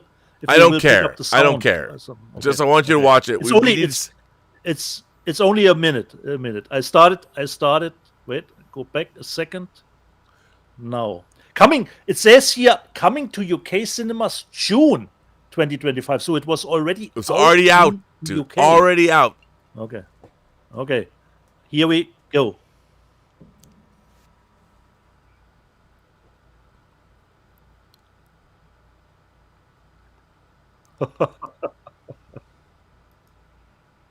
Boom, boom.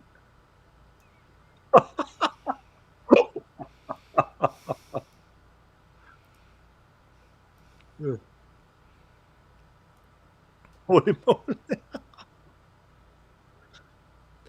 That looks way more bonkers than the first one, Rob.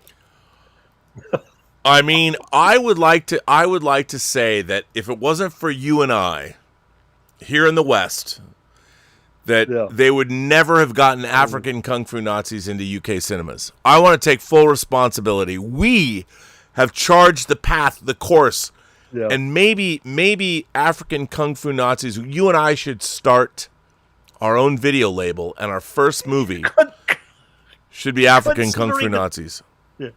Considering the trailer, Rob, the first one looks almost grounded. From what I Why saw does BCH says as look, you can't. Okay, first of all, don't say it looks terrible. This is not. You have to look with different eyes. It's like Mary Elizabeth Mastrantonio in The Abyss. You have to look with better eyes than that. Yeah. This is African Kung Fu Nazis. Once you hear the title, expectations have been thrown down. You need to take it. I always say you have to watch movies at scale, do I not? Correct, at scale. When you hear that there's African Kung Fu Nazis, and this is the sequel. A sequel, Rob. Don't tell me this is Highlander 2, the Renegade cut. It is not. It's not. This is African Kung fucking Fu Nazis. I will purchase this, Rob. When it comes out here, it's probably a new media book. Unbelievable. Have not stumbled across that, Rob. Not stumbled. Well, Castle Grayskull says, "Hi guys, my tablet died. My sauce is simmering."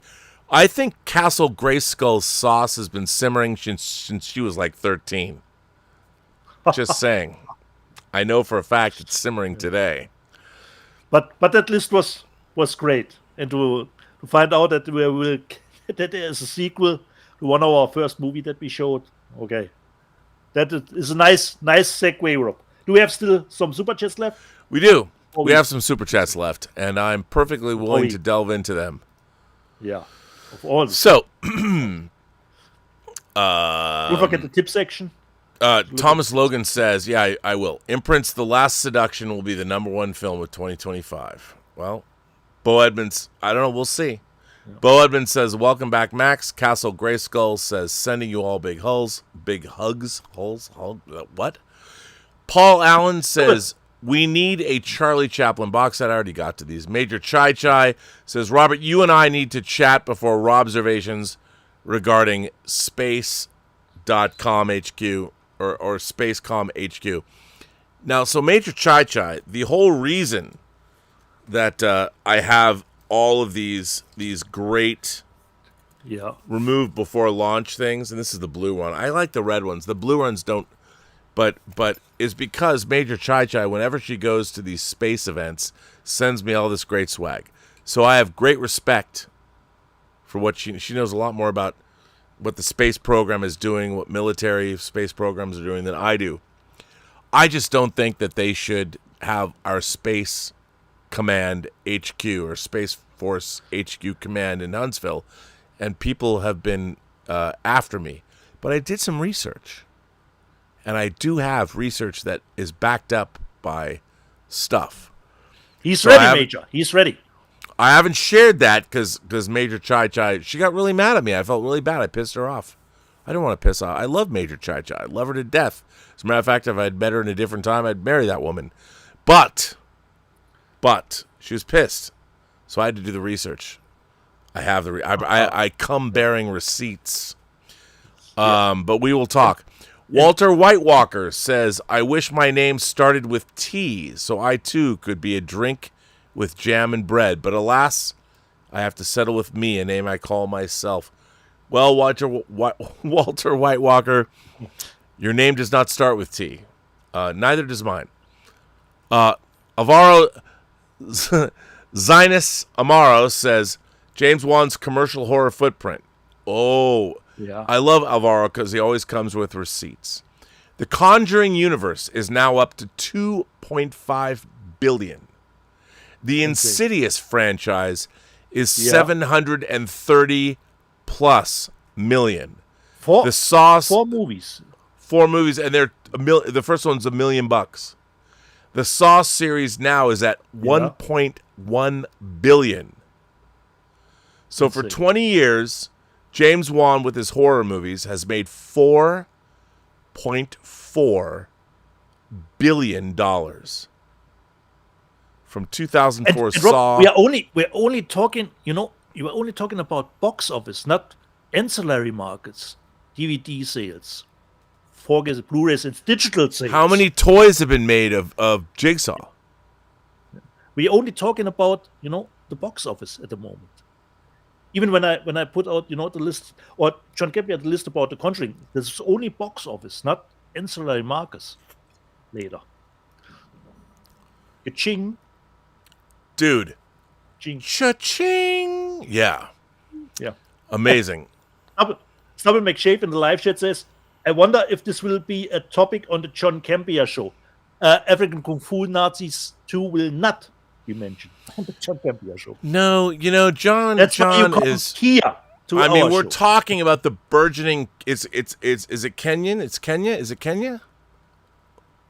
I think Or is so. it Nairobi? I look. We're talking about. I don't know where the movie was the shot. African I had indie to- film scene. Yeah. And by the way, the original, I think it's Mr. Foley, young Master Foley. I owe him his media book. I have it. B. Depp says that Kino just announced the 4K restorations of the 5 Blake Edwards directed Pink Panther movies, beginning with A Shot in the Dark. God bless Kino Lorber. We're getting the good stuff. Help me, Rob. Weren't there MGM movies too? Pink Panther series? Yeah. Oh, yeah. Yeah. MGM movies. By the way, our show is now approaching the 4-hour mark. Yeah. So if you have read all tips and super chat, I think we. Oh, I don't know if I've read all tips. Just hold on. Let me make sure if somebody sent a tip in, I don't want to miss any. Especially Stubble McShave. Yeah, I don't want to miss. Prefers the tip line. Yeah. And hang on, let me just Which is see. better for you. We could be caught up.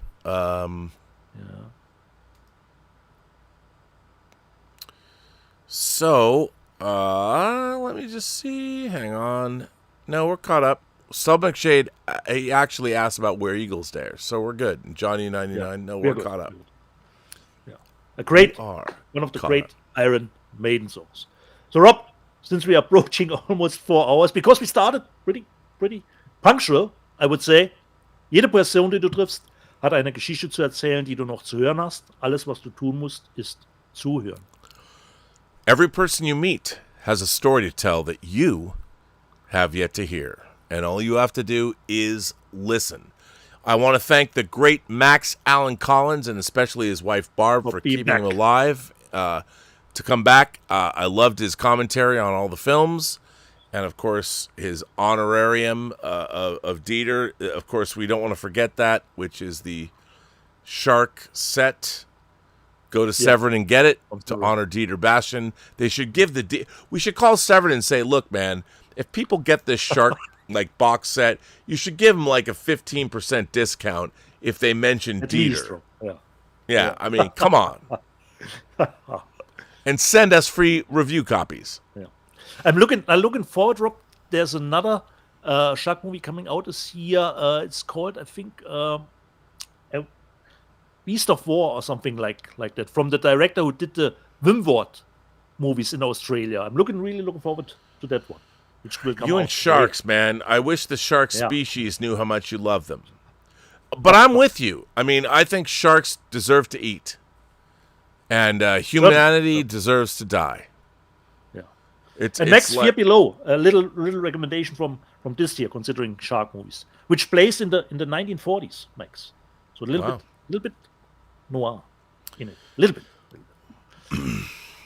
well, So, okay, Rob. I guess that's it. Since we're not getting any of that Conjuring big box office money, but congrats for them, already in the green. Rob. I want to thank everybody and my moderating staff for watching this show. I know I've been gone for a week. I'll be back. I'll probably do observations tonight. And I don't know if I'll talk to Major Chai before that. When will the interview with Roy Lee happen?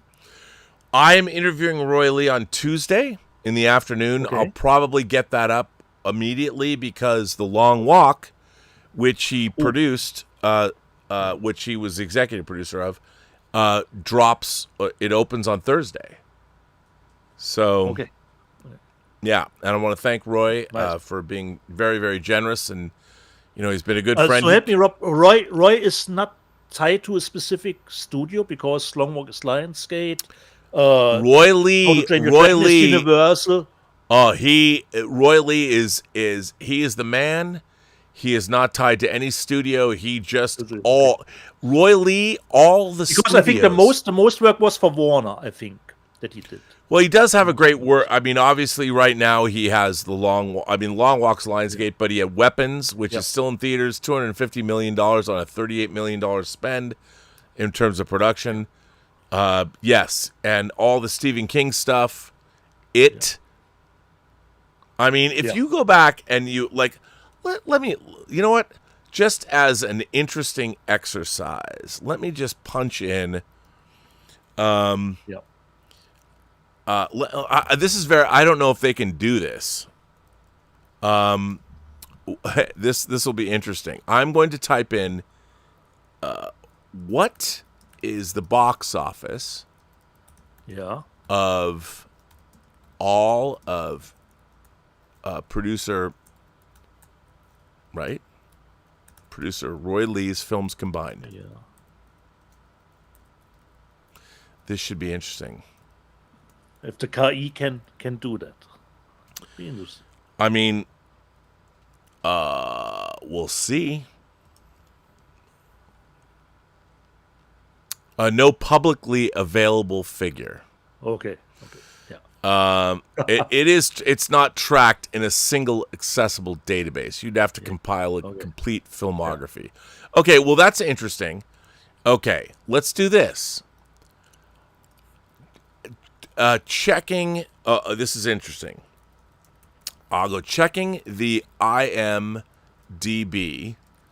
Yeah. And cross-referencing Box Office Mojo. Yeah. So I'm asking, what? Shit! I always get these things that pop up. I hate. What is the entire box office of all of producer Roy Lee's films?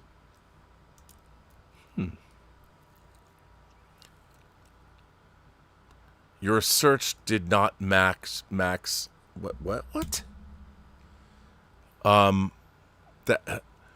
Your search did not match any documents, it says.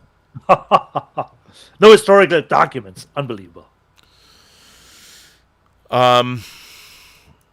You know what? How about this? I'll do something else. Okay, that's just Google. Let's go to Twitter. All right? Because Twitter has Grok, which is a pretty good in terms of artificial intelligence. I'm going to say cross-referencing Box Office Mojo and the IMDb, right? Yeah. Provide to me the complete what would you call it? Complete. The Overhaul? Perhaps, no? yeah, the overall overall income box office of all of producer Roy Lee's Ellie, because this is films. Okay, let's see what it says. Perhaps it's too specific.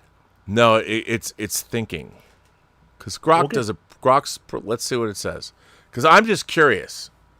Because you go back, we're talking The Ring, the Lego Movie. Michael's World, Rob. The Departed. Yeah. It's thinking, and I'm interviewing him on Tuesday, so I'm curious. Just this year, Companion, Until Dawn, Minecraft, How to Train Your Dragon, Weapons, Yeah, Until Dawn, Long correct. Walk. I like that movie. Until Dawn. It's good. Oh my God, It's there's good. a huge thing. Box off. Oh my God, listen to this. Okay, it has broken down his movies, Roy Lee's movies. Grok gave me a whole thing. The Ring, 249 million. The Grudge, 187 million. The Ring 2, 161 million. Dark Water, 68 million. The Lake House, 114 million. The Departed, 291 million. The Grudge 2, 70 million. The Invasion, 40 million. The Strangers, 82 million. The Uninvited, 41 million. Quarantine, 41 million. The Woman in Black, 127 million. The Master, 28 million. Old Boy, the remake, 5 million. The Lego Movie, 468 million. The Boy, 64 million. Blair Witch, the 2026 remake, 45 million. Sleepless, 32 million. Death Note, it's not widely reported. It, 701 million. That's The not Lego, the movie that was on Netflix, Rob, perhaps? maybe, yeah. Oh yeah, Death Note. Yeah, that's Netflix. The Lego That's Movie, right. 311 million. The Lego Ninjago Movie, 123 million. It Chapter 2, 473 million. Doctor Sleep, 71 million. The Turning, 19 million. The Invisible Man, 144 million.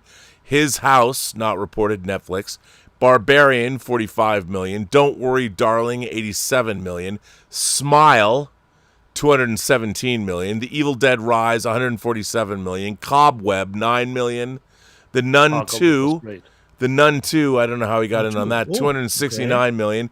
Salem's Lot, which was, Long Legs, 126 million. Mufasa, The Lion King. That was 2024. That's not even in 2025. Yeah. Through 2024, the above movies collectively, 4,731,253,760, approximately 4.73 billion worldwide. In 2005 alone, we're closing in on $2 billion. Not bad at all. $6 billion. Just saying. Anyway, that interview, look for it this coming week right here on the Burnettwork. Okay, nice. So I think, Rob, we should close the show at the 4-hour mark. At the 4-hour mark, we are out, ladies and gentlemen. 4 hours. Is this our longest show? Probably. I don't even know. It could It's great to see Max back. I don't think we had a show that ran 4 hours. We All were right. 3.5. And you and I 3:40. barely had anything to show this week. Yeah, pretty Yeah, good well stuff. actually. I thought. It's all right. I mean, Okay, very happy to have this. I'm just saying. awesome, Rob. And I want to thank David Kokel for dedicating a book to me. Thank you, David. I appreciate it. All right, we'll be back next week, Dietz. Perhaps, Rob, you don't know exactly. Oh, yeah, I might perhaps go to a meetup Vegas. is I don't it. know. Well, if we do that, we can go Correct. Saturday or whatever. Yeah, correct. So, see you hopefully next week or later. Later.